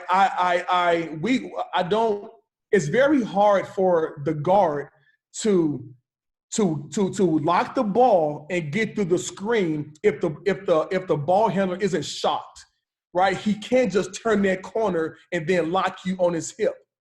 And that's what typically happens with dropping big situations. And so if So we had a big name, Eric Mika. We had Eric Mika and we have Caleb Swanigan. Eric Mika is a big athletic guy. Caleb Swanigan is a very big guy. Yeah. Right? But if you can sprint on the offensive end and beat everybody down the court, Caleb, and get a layup, why can't you do it on the defensive end? And these are the questions I asked him. So if you want to come down here from the Kings and don't get benched, sprint to the screen, and once your big rolls, you're off the hook. That's all you have to do, right? And so once again, I have drills teaching that. I have the guys sprint up and then backpedal, sprint up and then backpedal. And they don't know I'm just working on their endurance and their footwork to do that in the game, right? But these guards they need help. And every pick and roll requires all 5 guys to be involved. It's just not the guard that's getting screened or the big that's his man is setting the screen. All 5 guys must be involved. And so we don't like to give up that. We don't like to low man tag. We don't. My team didn't do that because the offenses are too advanced. They'll just have a single side tag and then they got lifted. Yeah. And now what you gonna do, right? You're gonna get scored on. That's what you're gonna do. Exactly. And so all the teams with us who low man tagged against us, okay, I'll just lift that guy, and then now what you gonna do? And I'll have the strong side dropped, right? I'll have the strong side dropped at the corner and the bend. So now there is no elbow help. And if you're going to weak side tag, I'm gonna put Kyle Guy over there, and it's over. And so the weak side tag, I think the coaches are too advanced. If you know you're going to weak side tag every time, these coaches are good, man. That's even at Division III. I mean, Ryan could tell. I mean, like seriously, if that's a single side, that's a bucket. Right. You know? And at our level, we got 5 Ryan guys on the court because that's all everybody can do is shoot it. Right. You know? Right. And then most of the time guys tag and there's no screen because in practice they've done it so many times and we're all creatures of habit. All of us are, right? We do the same thing every practice and guys will tag like I didn't even need to tag. And they don't see it until a video. Yeah. And so that's why, and I kind of use the analytics and it's been helpful for me. I appreciate it, man. You're welcome, man. I was just going to ask, playing you, from Northern Arizona and the last 2 years of Stockton, it seems like we always prepared for you guys just like to be physical on the ball. Mm-hmm. And then we knew it was going to be physical and we had to get in the paint no matter what. Mm-hmm. So like for this hexagon stuff, like how are you teaching them on ball pressure or getting through DHOs and stuff like that? Are you fighting through all that stuff? I teach them. And so if you're off the ball, for example, a pin down, right? I see it coming and I have to engage, and I can't engage without proper stance. And so I've seen that most guys will gauge and their feet are parallel to the to the offense. So their toes, their face is facing the sideline. And so I teach the guys engage and you have to push him up. And so Kyle Guy was really bad at his footwork was right, but his chest was exposed. And anytime your chest is exposed on the defense, the offense can't create space. And so you have to engage and put your shoulder at his hips. So now he has the old school, the low man wins, right? Most offensive guys aren't going to get lower than you because they're in a hurry. And so once you lock and trail at the point of the screen, depending on the guy you're guarding, either you lock and trail or you gap at the point. And then I have something called attack the biggest gap. And what is that? What that means is after so many times you've locked and trailed, the defense starts to shade up, and now the biggest gap is going under real quick. Or now you've went under 3 or 4 times. Now the defense is dropped, and now you just stay with them. So either you lock and trail, you gap at the point or you attack the biggest gaps. But it all starts with engage the man. You can't defend a pin down off ball screen and you haven't engaged your man, right? And the same mindset in pick and roll. You can't go under a screen if you don't engage first. Why? Because the offensive big will roll you out, and he'll put you on his back as he roll, and now you have a guard going downhill with too many options. And that's how I played. That's how I actually played against Kobe in Spain. So Kobe knows. Kobe was a good offensive player, but if I engaged him, he had a little trouble. Yeah. Hey Ty, my question for you, and we've talked about this a decent amount. Yep. How do you beat the hexagon? And if you don't know, or you don't know, like, just what are one or two actions that give you guys issues? What beats the hex is us first and foremost. If we don't have the personnel or the grit to engage, and most guys are afraid to fail, right? They don't embrace failure, and what that means is guys will close out in a split stance expecting to get beat, right? And it happens all the time. I challenge them. It's okay if you get beat early, right? I want to make these mistakes in November. By January, we're rocking and rolling. So the personnel helps, and teams like Golden State, the Rockets, right? They do a good job of selling a screen and then slipping out. They do a good job of setting back screens and slipping out. Because as much as I preach discipline and focus, the facts are guys rest on defense.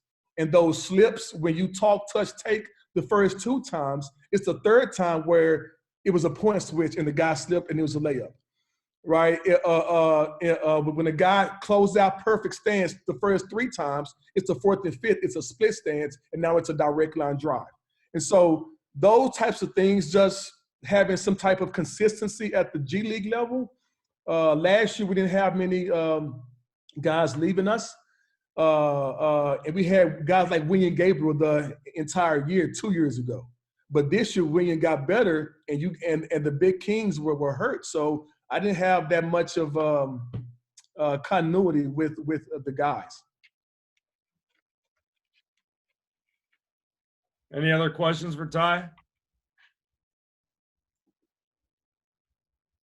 That was really good, Ty. Appreciate you. My pleasure, man. Thank you, guys.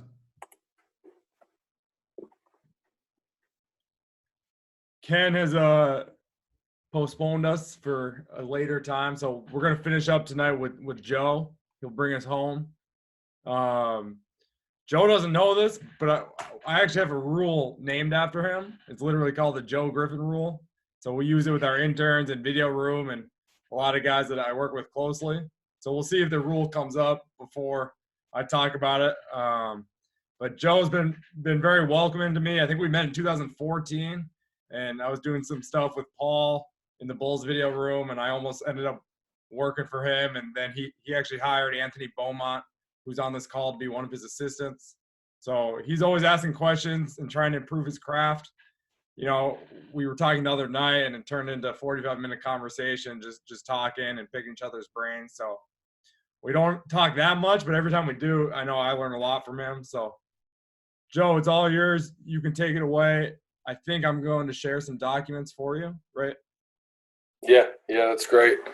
Jonah, thanks for having me, and a couple of tough acts to follow there with Clay and Ty. So if you guys got to leave the meeting to go watch Netflix or Tiger King or whatever it is, I completely understand. So I got a couple of familiar faces on this call that I wasn't really expecting, and one is our Ironman player in our program, Jason Marcus. He's the only player I think that I've ever coached, even as an assistant, that played in every game all 4 years. Started a lot of games, came off the bench a lot of games, but freshman, he found a way on the floor every game. sophomore, junior, senior. Now, I did notice a little bit midway through that senior year, maybe he wasn't getting in as many of the drills as normally because I think he knew he had a little bit of a streak going. But we called him the Iron Man, so we gave him an Iron Man mask from one of my 5-year-old kids' Halloween costumes after one of our games. So, Jason, it's great to see you. And Anthony Beaumont was on the team with Jason. Anthony was a volunteer assistant, which is gold at the small college NAI level. All I could do was give him a couple of Jimmy John sandwiches here and there and maybe a ride once in a while. And Anthony worked for free like a lot of guys would work for 6 figures. And it's great to see how quickly and how rapidly he's moved up in the business. And Ken Davis, who left us 2 years ago at Lake Forest College, we scheduled him thinking that it was our first game back after Christmas. Okay, let's try to get a game where we're pretty sure we could win. And they go 15 to 26 from 3, and one kid hits 9 threes, and we knew he was going to, and we weren't smart enough or good enough to stop him. So Ken kicked our butt, but he left. But so everything I'm about to say right now, Anthony and Jason will probably disprove it and tell you guys that it's a bunch of hogwash. So go ahead, guys. I want to see what you guys really think. Really, the only thing I have to offer that I think may be unique with this panel is I was fortunate enough to start a college program from scratch about 10 years ago. I was at the time a Division II assistant at Eastern New Mexico. We played our last conference game on a Saturday, finished 4-23, come back into the office on Monday morning. My boss told me that he was fired, and I was sort of like an interim guy just holding it down, interviewing for any job that you could find. And we had family in the Chicago area, and they were watching the Sunday night news, and a small college in downtown Chicago announced they were going to start an athletic program, Roosevelt University. So to me, it was a long shot, and it was just one of probably about 50 or 60 jobs that I applied for. Long story short, I got really lucky, and I got hired in 2009. There was no gym, no logo, no equipment, no players, no nothing. And they gave me a laptop computer and a BlackBerry, pre-iPhone, and said, build a college basketball program. So here we are 10 minutes later. So not too many coaches ever get a chance to start a collegiate program the way they want to do it with their philosophy and their vision, and I've been lucky. And then secondly, to go on top of that, just when I thought I was one of the only people who could do this and one of the only lucky guys who could do something like this, I was traveling in September, as I do usually every year, fortunately, going to an NBA training camp and some surrounding college practices before our practices start in October. So this past year I was in Philly.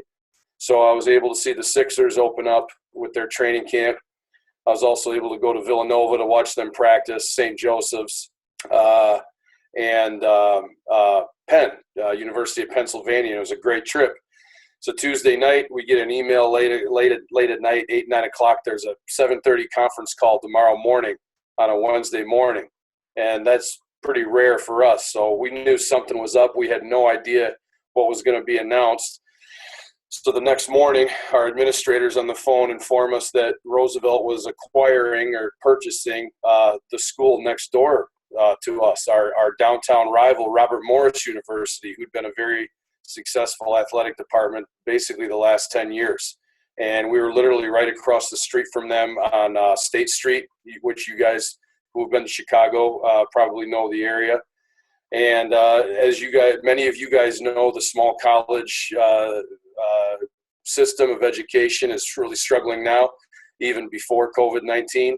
And schools have been shutting down, and Robert Morris was struggling, and Roosevelt made the business decision to merge them. So with that, Robert Morris had a basketball team, and so did Roosevelt. Robert Morris had a volleyball team, and so did Roosevelt, and so on. So it was a little chaotic and a little crazy because, okay, who's going to be the coach? coach. They have a coach. They have 15 players. We have 15 players.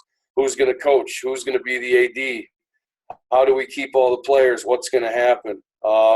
So we're still working through that and sorting those things out. So I don't know too many other coaches who've been able to build a program, number one, and then 10 short years later have the challenge of integrating and assimilating another college into yours and another team into yours. So I've learned a ton. It's been a continuous learning experience, and I think we've done some good things, but that's why I'm on this call, because I think as a head coach, as they say, you're kind of lonely and you're not an assistant. So how do you learn? As a head coach, how do you learn? And you have to get outside of your gym and outside of your program and try to tap into as many other people as you can, not only in your sport, but in all sports, and not only in basketball, but in education and other businesses. Think we've all been to a ton of clinics. I'm 40 now, so I'm kind of old. I'm not quite where Clay said he is, but I'm not like some of the guys who are still in their 20s on this panel. But I started out coaching. It was before YouTube, before this, where if you could get your hands on a paper playbook, a big thick binder playbook, that was gold. I mean, we'd pay $30, $40 if we could scrounge it up to get black and white drawn up playbooks. Well, now you can search anything you want on YouTube. So what I've been trying to find is that there's so many teams and coaches that a lot of us, I feel like, are even.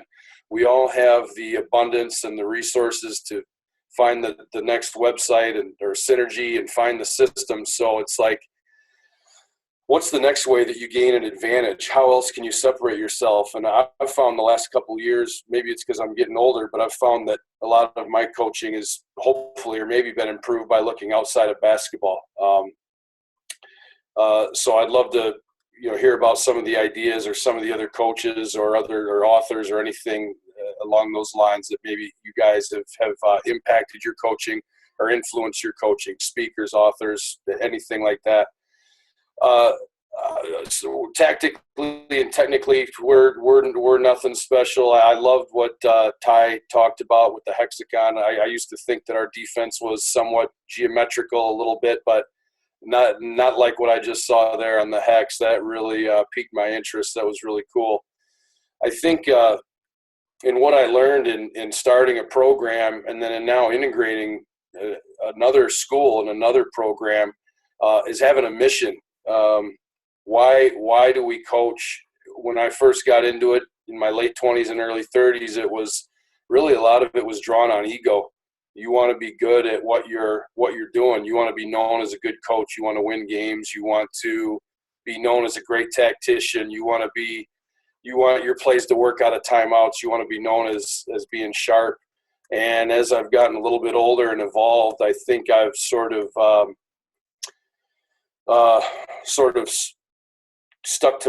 figured out the mission of why we're actually doing this. And the mission to me can be communicated with your staff, with your administrators, your supervisors, with your players, with the parents of your players, with your alumni, and certainly with your recruits and the parents of your recruits. And Jonah, would you be able to pull up the mission? Yep. Is that possible? Yep. So this is what the advice I would give to a lot of us, maybe assistants who are close to getting their head job, or as coaches, we all want to get that head job and we all want to be ready. And again, I'm starting to learn that a little bit more of is what's your philosophy on your program. I think is going to set you apart, maybe more so than the X and O's. And that's just my opinion. I'm not sure of that, but that's sort of what I've found. And every word in this, I mean, this isn't copied from anywhere, but I went back and really thought about what you learned in life and how it applies to what you're coaching. We are compelled, and we notice it's not I, it's we, and compelled to cultivate, which could be to build or to sow, a values-based, educational, professional, and competitive environment where all team members are influenced and impacted. So when you present this to your players on your season tip-off meeting on the first day of school, or when the kids are moving into the dorms to start the year, a lot of the youngsters and the kids don't really understand that. They want to see, well, coach, where does it talk about winning a championship? Where does it talk about getting to the national tournament? Where does it talk about winning 20 games? And we've started taking the philosophy that you'll win and you can position yourself to win as a byproduct of the mission, where I think a lot of kids are coming up now. It's sort of flip-flopped in AAU and in grade school and high school and a lot of other areas. It's win, win, win at all costs, but there's really no mission or no direction. So, and then I think kids somehow get confused and they don't really know how to keep their head on straight or how to withstand adversity. And I think they sometimes lack maybe some of the intangible skills that it takes to be a really good player. And being compelled, I just feel very lucky. Growing up personally, we didn't have it great. We had it sort of tough. My father passed away when I was only 7 years old, and my mom raised myself and my brother and my sister. And I don't know how she did it, but sort of like the older I get, the more I appreciate what she was able to do. And I learned the values basically from her, and our values you can see at the bottom. That's what we want our program to be known for, not only on the court but off the court. My mom is still the toughest person that I've ever met, emotionally and mentally especially. And the physical toughness is something that you can talk to your players about, but I think you really got to teach and demonstrate and show outside examples in team meetings of having emotional and mental toughness. Communication, we want to have great body language. We challenge guys and jump guys if they don't feel like talking, if they act sassy, if kind of like what Mark Madsen was talking about, Phil Jackson, kind of walking into the gym really not ready to go. Body language, like a lot of coaches, is huge for us, but we try to educate our guys about that. We all, as coaches, tell our guys to talk. We're always screaming in drills and at halftime and in timeouts. Talk. Well, an equally important part of communication is listening. Man, I think kids are having a harder time, in my observations as a coach, of listening now than they ever have. I think guys can still talk, but I think kids really, really struggle how to listen. So we want guys to be able to listen to each other and not just the coaches, and talk to each other and have great body language. And then off the court, how are they relating to their professors and how are they handling their problems? That's a big part of the value of communication. Humility, we educate our guys about that, about just having an appreciation for things. I think kids now, they look at Duke and Kentucky and Kansas and Arkansas and the NBA and the G League, and they compare themselves to those players at that level. And maybe that's where a lot of our mental health problems and this mental health epidemic that's really permeating our society so rapidly is coming from. It might be from the social media, but I think we need to show kids, hey, you're playing in the NAIA, you don't have a full scholarship, you've got a partial scholarship. Do you realize how good you have it? Do you realize how good that is, how rare and how special that is? And so having an appreciation, giving credit to your teammates, obviously, and not pumping up yourself when you hit a shot, and not making it about yourself. The Coach Popovich's now famous quote, he wants people to get to guys who get over themselves. We don't really use that because that's his quote, but I think if you can teach and demonstrate humility and appreciation and a gratitude for where you are in your life, and tell your guys that even if you're playing at a D3 or NAI, it is great and people do care, I think that helps a little bit with their motivation. And then our growth value, constant like this, it's the CCC, it's continual improvement. It's not getting too high when we win games and pointing out deficiencies and pointing out mistakes and wins.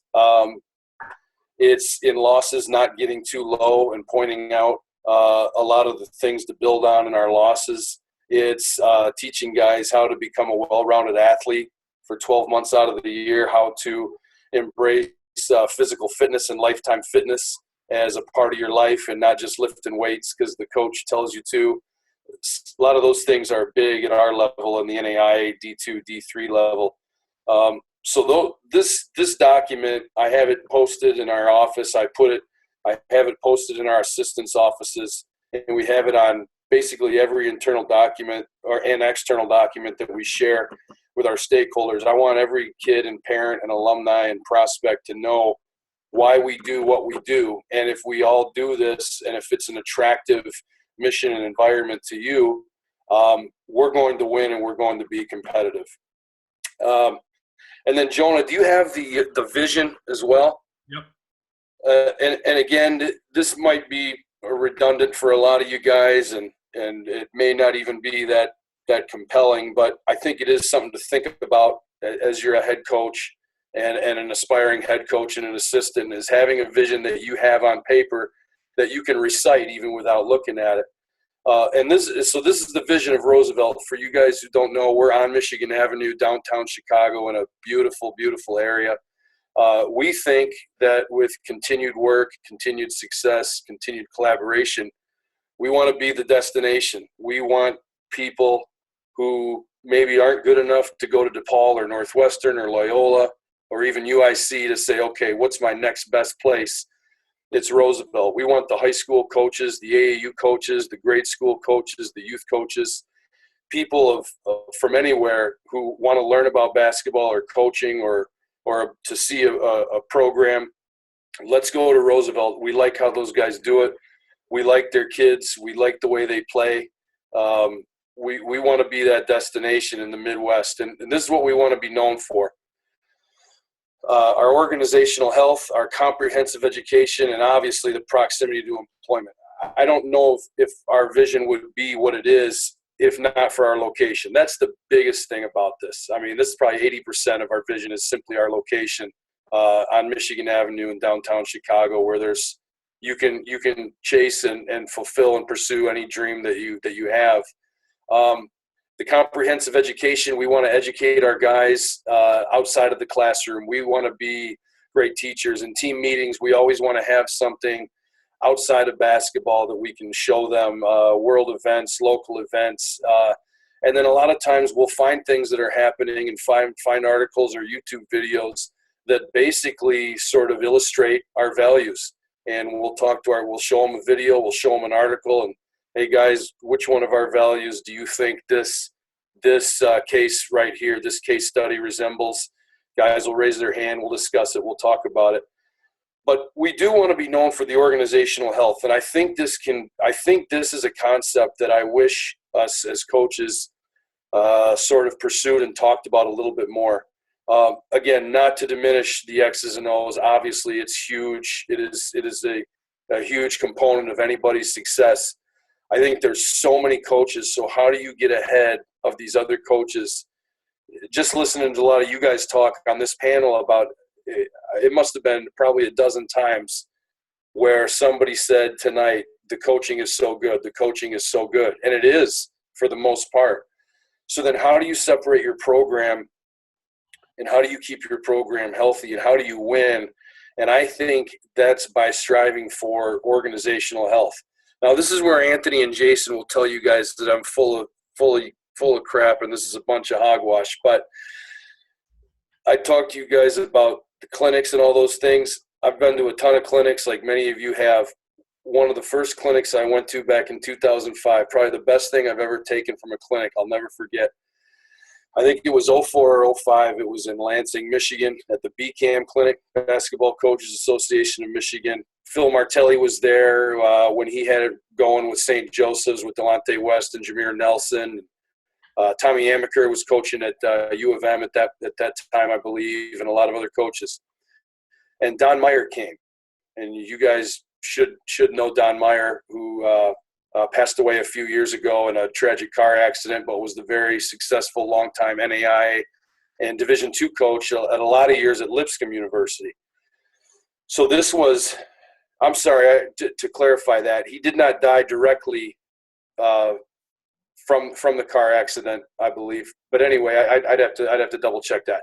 Anyway, at that time, he had an amputated part of his leg, if you remember, and he walked up through the room to go up to the stage to speak, and it was really, really, really quiet and sort of awkward because it was taking him forever to walk up there, as he was now down to one leg and he was learning crutches. And he got up there and he had one of his managers with him. And Don Meyer had great websites he called them handouts, tons of materials, tons of documents on all things basketball and philosophy. And he said a few things, and he said the best thing I've ever heard at a clinic that stuck with me since then. He says, you guys are all here for this and that. He says, the only thing that matters, the only thing that I'm going to tell you, the most important thing you do in coaching is how you treat people. And I was 24, 25 at the time. And I said, what does that matter? Coach, give me your post play, give me your post drills, give me your conditioning, what do you do if a guy's late to class, things like that. And that's just kind of stuck with me and really sort of become even more prominent in my thinking. We can't overlook, and we often do forget, the impact that we have on the people around us, the assistants, the volunteer assistants who are just trying to scrap and get into the business and get a full-time job. Your players, your recruits, other athletes in your building, the softball players, the baseball players, us as coaches, even though most of us may not be on ESPN, we still have an impact on a lot of people, and the way we treat them is paramount to me. So back to organizational health, I think this is big. Here's some of the components of organizational health for us: how you recruit, how you treat while they're in your organization, and then how you pass a player on or a coach on, how you dismiss a player, how you keep a player, how you evaluate a player. How do you evaluate your players? Do you talk straight to your players? Do you get complaints? Do you have a transfer problem, a transfer epidemic? Why are kids leaving your program? Do you get rid of kids just because they may not be as good as what you thought they were? All of those things contribute to us to a healthy organization. So healthy does not mean nice all the time. Healthy could mean you're out of the rotation. We play 10. You're right there. You're our 12th guy. Stick with it. To us, that's the healthy way to run your program. An unhealthy way would be to say, I'm going to try to get you in. I'm going to try to get you in. I'm going to get you in. I'm going to get you in. When you know in your mind that you're not going to, but maybe you don't really have the heart or the skills to tell that young man or that young woman exactly how it's going to be. Or your assistant who brought in a top recruit and you want to sit the kid because he's not going to class, but your assistant doesn't want you to. And the healthy thing would be to sit the player. And if it does not work out and he wants to transfer, then we believe in addition by subtraction. And I know that this is a lot different at a lot of other levels, and I've had those conversations, but maybe that's one of the good things about the NAI level is that I think there's a purity to it where these guys know they're not playing in the NBA. They're doing it for the love of the game. So that's what I had basically for you guys, is a little bit about our philosophy, what maybe you should be thinking about as you're looking to get that next head job, is having a compelling vision, having a mission of why you coach, and being able to illustrate that and to share that to everybody who's affiliated with your program. A couple of quick things about my upbringing. I was a graduate assistant at Michigan State for 2 years under Coach Izzo, 2006 through 2008. I was there. We were NCAA second round and NCAA Sweet 16, which for them is down years. I grew up 30 miles north of Detroit. The Bad Boys were part of life for us back in the day. I was born in Flint, so Flint basketball is one of the unsung, don't want to say Mecca, but one of the unsung hotspots of basketball. I think in the whole country, there's been so much talent that's come out of Flint. I played at a junior college in Port Huron, in the Michigan Junior College Association, and then transferred to Michigan State and tried out and came up a little short. But that was with the team with Zach Randolph, Jason Richardson, Charlie Bell, three NBA players, and they had won the national championship before in 2000. Coached in high school for a couple of years, tried to figure out what was next, fell in love with coaching. Kind of like what Clay talked about when he first started about working the summer camps. That's how I got into Michigan State. I worked their camps, was able to play pickup ball with those guys, and just got lucky that they hired me as a GA, which at that time I think at that time, the only really sort of like non-internal hire to be a Michigan State GA. Jim Boylan, Tom Crean, Kelvin Sampson, Tom Izzo were all GAs before us back in the 80s and early 90s. So that was an unbelievable experience. A lot of how we do things is obviously derived from Michigan State. We've changed some things here and tweaked some things here and there, but I'm proud to be from there. I'm proud of what their program has continued to do. They're just tough, and they've got an identity, and they're consistent year in and year out. And that's what we're trying to replicate at Roosevelt at the NAI level is Michigan State, is that consistency and that consistent identity that year in and year out, they're going to be tough to battle every night on the court, home or road. They're going to graduate their players. They're going to keep four-year guys. Their guys don't leave. They're healthy. They're hard-nosed. They're in your face, but they do things the right way. So I'm really excited about where our program can go. Our first 10 years, not to complain or make it sound like things were bad, but we had no scholarships. Jason could tell you about that. Jason busted his butt for not a dollar of any basketball money. We were recruiting guys on academic awards only, which you may know in the NAI, they get some dudes at the upper levels. Now, as I was telling you about with this Robert Morris acquisition, we're getting more scholarship money now. We're going to get on a little bit more of a level playing field, and I'm really, really excited to see where we can go the next 3, 4, 5 years. We're the youngest team in the league this year. We play in the largest NAI conference in the country with 15 teams, the CCAC. And we had the freshman of the year. We got a lot of guys coming back, and we're excited to see where it can go. And one last thing is before I open it up to any questions or comments, if any of you guys, Chicago's obviously a hot spot for basketball and for vacations. So there's one word that I thought about adding to our mission. I'm thinking about adding the word accessible to it, but every word in our mission is literal. Like, we've gone through it every year and examined it, and we even throwing in the word the or and is significant to us, because that mission has to be exactly how you want it to, down to the word, down to the syllable, down to the sentence. So if I would to add anything to our mission, it would be accessible. And with that, I mean, we'd love to keep our doors open to any coach who wants to come through. Call me, email me, stop through. We'll grab lunch. We'll watch our guys play pickup, and we'll try to, or like Clay, we'll try to get us some more talent in there. So, Jonah, I still don't know why you picked me to be on this panel, but I hope that maybe some of the things maybe spurred your guys' thinking and got you to consider some other things as we try to get better as coaches. This was awesome, Joe. Really, really appreciate it. Don't sell yourself short, at least not to the recruits. No, you can't do that, man. Any questions for Joe? Hey, Joe, I have a question for you. Yeah. Around a long time, I've never heard of a coach buying another school's program. That's a great way to recruit. You go from 15 to 30 and then choose them up, right, Ty? It's like a D-League tryout. Yeah. You get a bunch of bodies in there, see who sticks. That's an awesome story. Yeah. Hey, Joe, I just wanted to ask you about, you talked about having low scholarship money.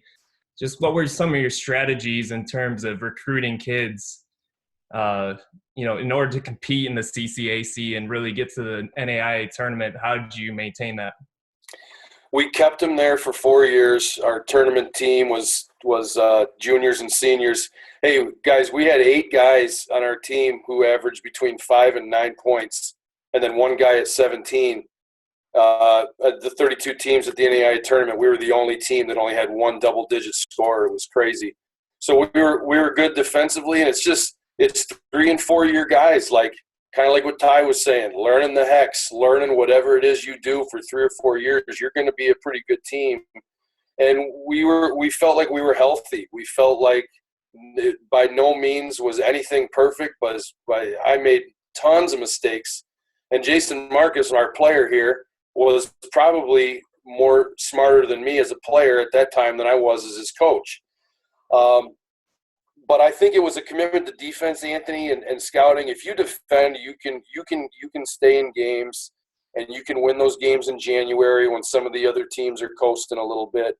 I do really believe that it does start with defense. Offense is I'm not a great offensive coach. I'm not a great defensive coach, but we guard, and that keeps us in games. We haven't got blown out of a lot of games. We're usually there, competitive every day, every game. So I'd say the commitment to defense, Anthony, and just being able to keep and retain those 3 and 4 year guys kept us competitive with the higher leverage teams.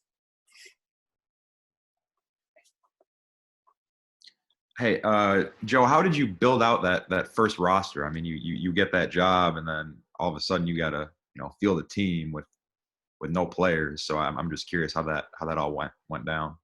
Yeah, man, it was 10 years ago. God, I hardly even remember it. What the advantage was, they all knew that they had a chance to play. There was nobody ahead of them. And they were going to help. I was telling them, hey, you guys can help me pick out our new jerseys. We don't have any jerseys. So you like green in this corner, you want this font. Hey, let's do it.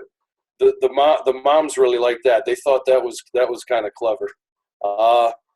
But it was sort of a crapshoot, and truthfully, that first year, a lot of those guys just did not stay because they really weren't sort of, unfortunately, they didn't know really what it took to be a college athlete. And then we kind of got through that. The program was established. Got a really good class in the next year with a lot of good small college guys who got us going. We won more games each year for the first 5 years, I think it was, and then we dipped a little bit. But, man, I couldn't even tell you. It was a vision, and it was downtown Chicago. I don't think it could have worked in a typical suburban, rural, small school. I don't know that it would have worked. But downtown is pretty cool, as you all know. Joe, I'm in your age range and your demographic, so I can relate to your story earlier about scrounging around, how exciting it was, in the mid 2000s to come across some sort of like X's and O's, or the Xavier would send out the newsletters. How exciting it was to come across that and find that stuff. Where, to your point now, where like there's so much information that's so accessible in a lot of ways, but you mentioned kind of your commitment to the continual learning and whatnot, and you mentioned some of the travels and some things that you've seen and observed with whether it's other professional organizations or other college programs. You're going to see the 76ers practice in Villanova. Can you just share maybe an insight that you've taken, even that trip in particular, something that you saw or observed at each one of those places that you thought, wow, that's pretty cool, and maybe a way to possibly implement something like that in your own program? Yeah.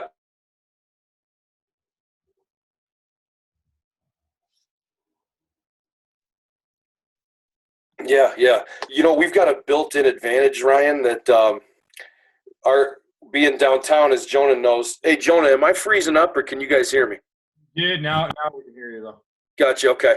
Hey, so being downtown, guys, all the NBA teams practice in our gym when they're in town to play the Bulls and they can't get it on the United Center, whether the ice is down or whatever.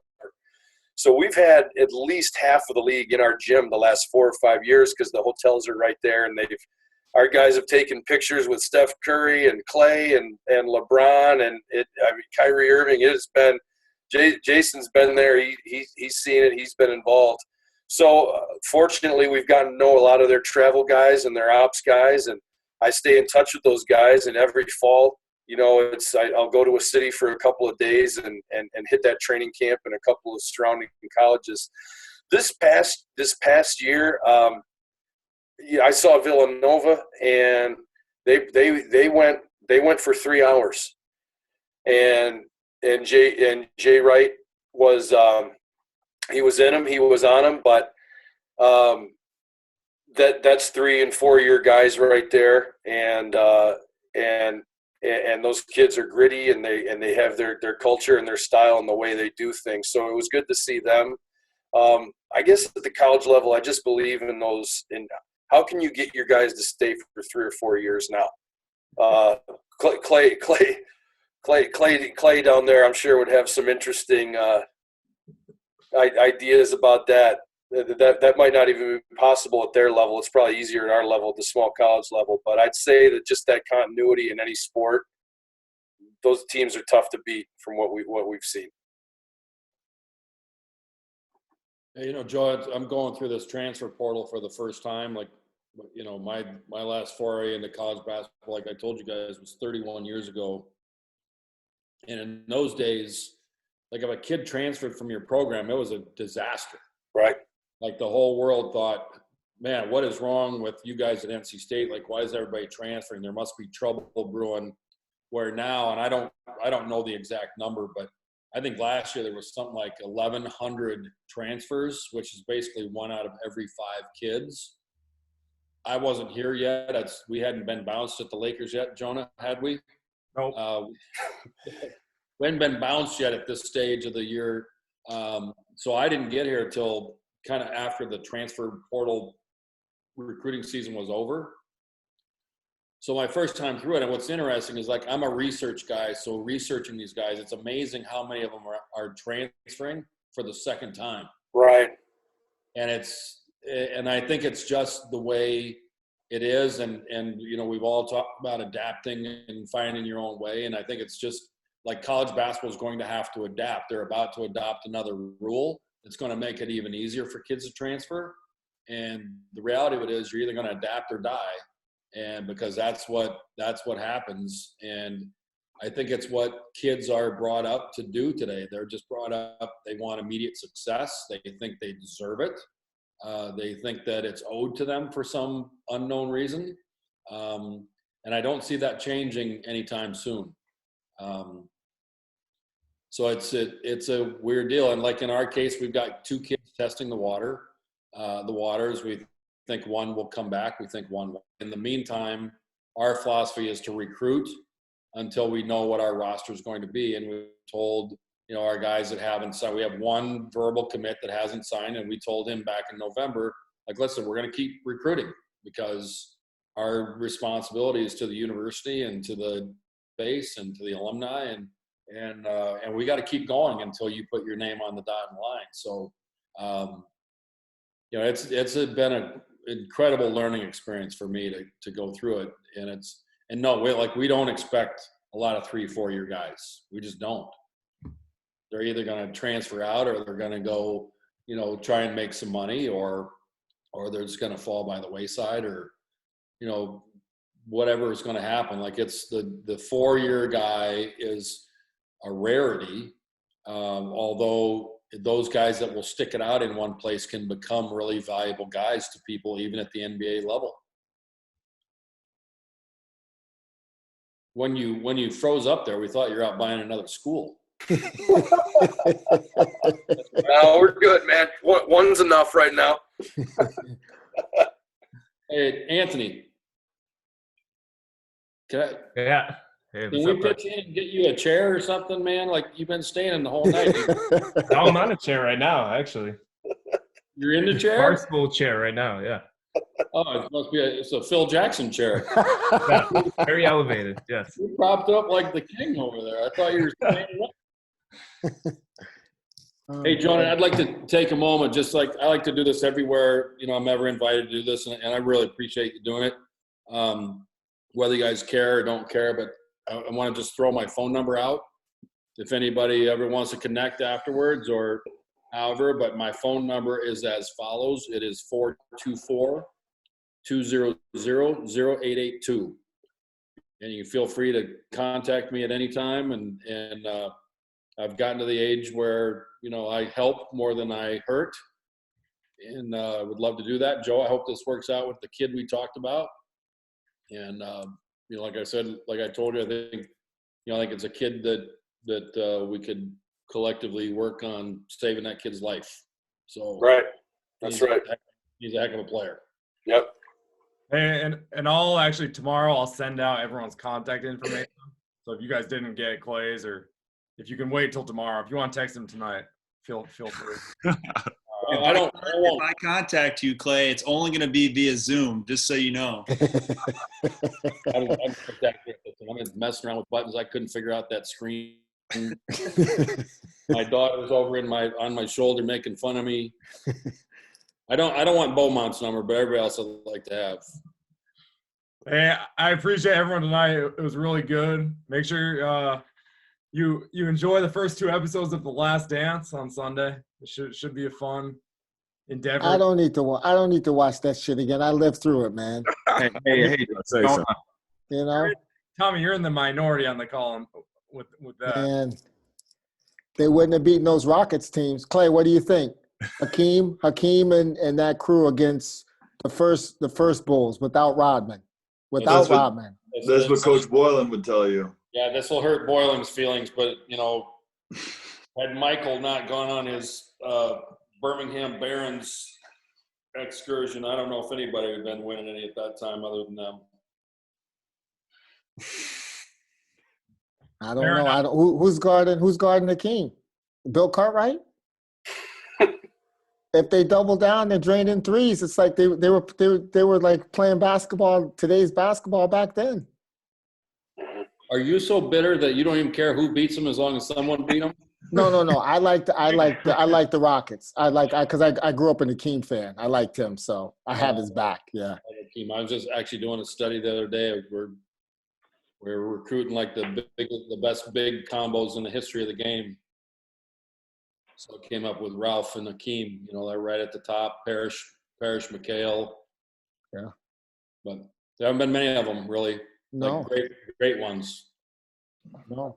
Hey Clay, one more thing before you go. What you said about today's players and like the entitlement and this, that, and the other thing, like especially with you going back to college and being around like a lot of the younger coaches starting and stuff, it's like the thing that we've got going here is like organic, and like your journey of how you got there is more people's journey more often than not.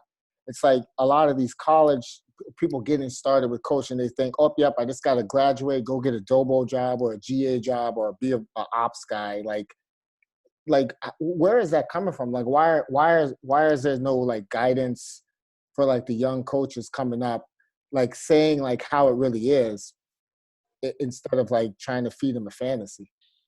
I don't know the answer to that exactly, but I do think it has a lot to do, and I'm not entirely sure where it changed, but I think a lot of it just goes back to parenting and how kids are raised.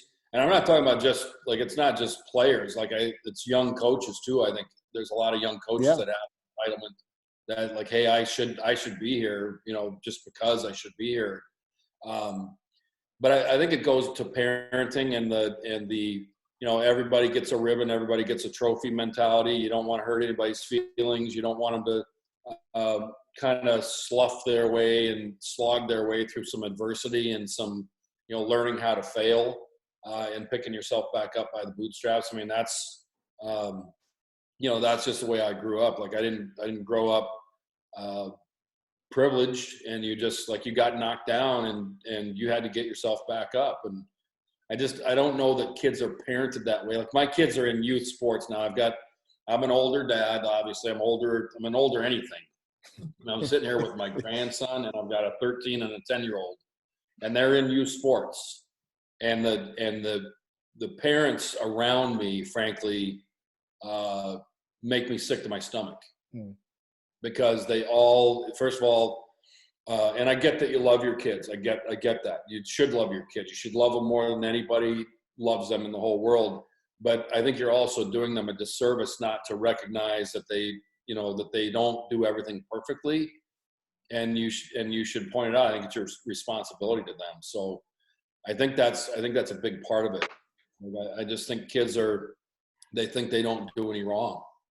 And I think it's the wrong way to go about it. There's not, the grit and the grind type thing. And at the end of the day, I still think this is a grit and grind profession.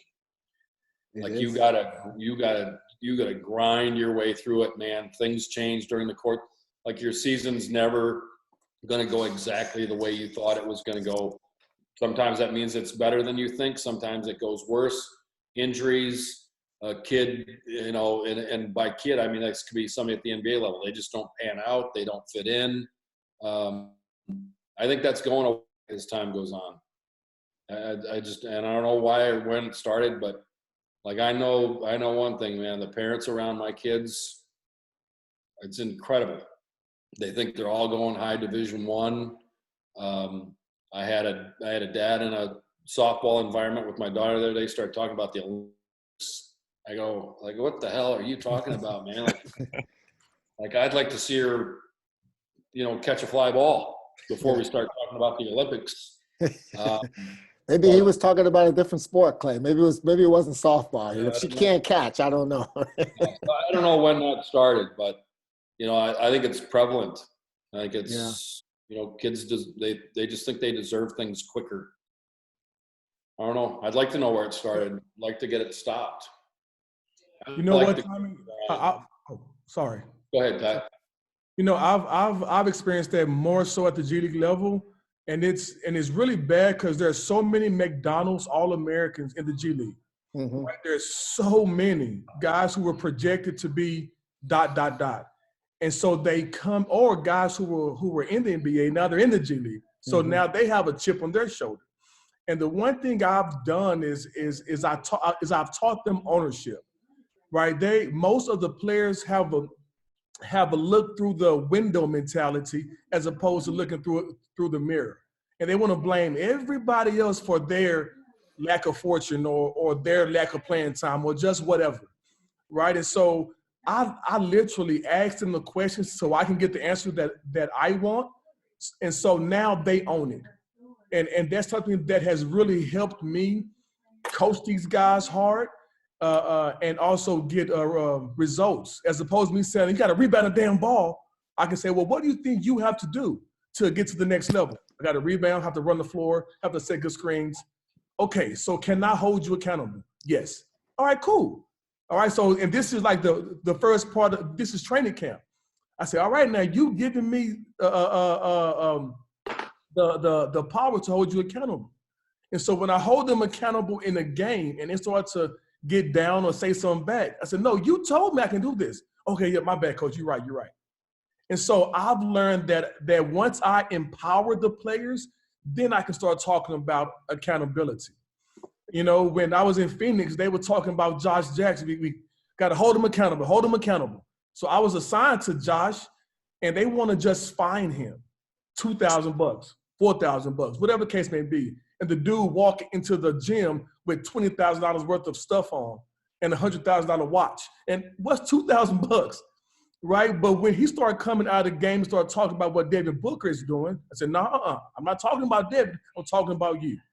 And then the conversations afterwards, I taught him there's power in ownership, right? And then he started taking ownership, and he wound up being second team all rookie. We got fired, and the rest is history. But, you know, I think we have to teach these kids the power of discipline, the power of ownership, right? And then once we do that, it's so much easier to coach them, right? And so that's something that I've learned to just do more listening than talking as a head coach. Like I ask a question and just listen. And they'll tell me the best way to coach them. They'll tell me what works and what doesn't work. And I just take notes, man, and I just apply what they told me that I can do to them. And that typically works at the G League level. So, you know, Ty, it's funny when you were talking, I was thinking like, so I was fortunate to coach as an assistant coach for 2 years in the D League before you got the upgrade. And the one thing I took away from that was that it seemed like, you know, obviously players have enough physical ability, they're close. You know, they all think they're going to go score 30 a game. Like that's not needed. But it was always a character flaw that they had as a person that showed up in their game. That's why they were in the G League. And it's not always like the character flaw that you think, like obviously a dude like we had James on Curry, he was crazy. And guess what? He was crazy. You know what I mean? Like it equated. But like then you had a guy who was too nice and he was too nice on the court. And like those kind of things, And it still seems like today like that's a problem. And then like to hear how you're using the G League, that's what they need to hear more of. It's more that than like, hey dude, you can't shoot. It's more like you think you should be shooting 20 times instead of like do this, and then when your 4 or 5 shots come, take it. Is that still like the case, would you say? Yeah, that's very much true. And we can sit here and talk about the players, but I think it's more so on us, to be honest with you. Mm-hmm. I've literally been in NBA, especially early when I was with a different team. They would complain about have a bid session. They just complain, and you walk out of the room and don't say anything to the player about you were just complaining about. I don't understand that. I just don't. I don't understand why coaches don't coach. You don't have to be a jerk to the player. Be tactful. You can still love the player, but be honest with them. And I think us as coaches, we have to listen, man. Like we have to coach because they don't know. They only know what they know. You know what I'm saying? And so we're expecting these players to be X, Y, and Z. Now, some of them you got to use different tactics to get them to understand. But it's not on them to understand us. It's on us to get them to understand, right? And so the being 7 years in the G League as an assistant and then a head coach, and man, that's something that I've learned. And I tell you this, I was fortunate enough to be with Jeff Van Gundy with USA Basketball 2017. And I was talking to him about about coaching again in the NBA. He said, Ty, at some point I will, but I'll be much better now because I understand how to talk to the guys. And that's something that my brother, stand is stand. If you love them or don't, stand is stand. But by me being in this seat right now, interviewing these guys off camera, learning how to talk to them, whenever I coach again, I'll be much better. And I witnessed him. I was in the Knicks training camp a long time ago, my rookie year, and he cussed me out to the 10th power for passing the ball to Allen outside of his pocket, not in his pocket. A simple play, but I was a rookie back then, whatever. He had my lips shaking. I was about to cry, but now it's totally different. And so I watched him coach these guys, and these guys made stupid mistakes, but he was so patient with them. And so, but then I worked with Grand Rapids, and I was a part of the Pistons training camp. And Stan is a phenomenal coach, brilliant mind. But his antics when guys mess up, it just erodes the trust. It just erodes the confidence, right? I see guys don't want to look over because he's folding his hand as he's doing this and doing that, and so I'm learning what not to do. And most of the time, it's not about basketball. Like the guys are good basketball players with or without us, and we have to orchestrate to get the best out of them. But I wasn't talking about Stan. Make that perfectly clear. Stan is awesome. I want to put that disclaimer out there. I love Stan, so I want. That's okay. We can edit it out anyway. Jonah, make sure we cut that at 2 hours or whatever. or add, I love you, Stan. All right. We're good. Right, but and Zach, Ryan, and Jonah can attest to this. For what are we, week 4 now, Jonah? Week 3? I don't even know what week we are. I just know I can't be locked in the house much longer. But that's a thing that we've had ongoing. In essence, what you said, us as coaches, we're not coaching them. Now we see a lot of the reasons why, because the players really at all levels have more power or in more control than ever. If a guy in the league, doesn't like what it is, guess what? You start saying you want to get a trade. So that you got to, the transfer portal in college and this high school, you just do whatever the fuck you want to do. You just up and leave, So it's how to create what you're trying to create. Has that? It's scary to say. Has that time passed? I don't believe it has. But then also another thing I know is that who I am, that ain't gonna work at certain levels because I'm not going to compromise on it unless I'm part of the Miami Heat where they know what it is or something like that, or certain colleges. I got to be who I am and I have to pair it up. But it's a shame to think that at the highest levels, like, guys can't get coached the way they need to get coached to be what you just said, the best that they can be. You know, much like how Griff was saying about his philosophy and stuff, like that should apply everywhere, you know? You know, Tommy, I was like, the thing with the transfer, and I know there's a lot of NBA guys on here, but I think we've all got some college experience at some level. The one thing that's drives me crazy with these transfers is some of these kids are bailing on their teammates in the middle of the year. Mm-hmm. And that blows my mind. And we've had, Mus and I've had heated conversations. I go, I don't want that kid. I don't care how talented he is. He walked out on his team in the middle of it. Yep. There are kids that are in the transfer portal this year that walked out on their team between the end of the regular season and the conference season or the conference tournament. Now, a lot of that's gotten lost because the conference tournaments were canceled. Yeah. But there were kids that walked out between the end of the last game of the regular season and before the conference tournament started. You kidding me? Yeah. Like, I don't even care if you hate the coach. I don't care if you hate a teammate. That to me is that's a non-negotiable. Like, you got to stick it out. And I'm that way with my own kids. I go, if you sign up for something, even if you decide you hate it, you're going to finish it. Yeah. Well, that's exactly what you said. It goes back to parenting at the end of the day. Yeah. Yeah. I was raised the same way. Yeah. Finish it off. Yep. You may not have to do it the following year. You don't have to sign up for it the next time. But if you wanted to sign up for it, you made the commitment, we paid the money, you're going to finish it out because you don't leave the other human beings hanging like that. Yeah. But I don't see it changing anytime soon. And what's going to happen, Ty, to you guys at that level is they're making it so easy for college kids to change now. They're going to think that's just how you fix your problems, is you just move on. Because it's going to come a point where it's going to be about 1 out of every 3 kids will transfer. That's my guesstimation. Mm. It's already 1 out of every 5.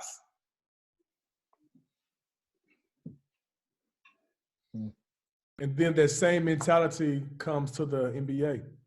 Absolutely. You're right. Right. Jonah, weren't you a transfer? I was.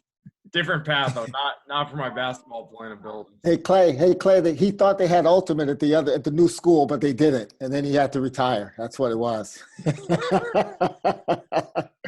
folks, he's world class. Oh, Jonah, you know I gotta give this dude is world class. Like what, top 5 in the world in ultimate.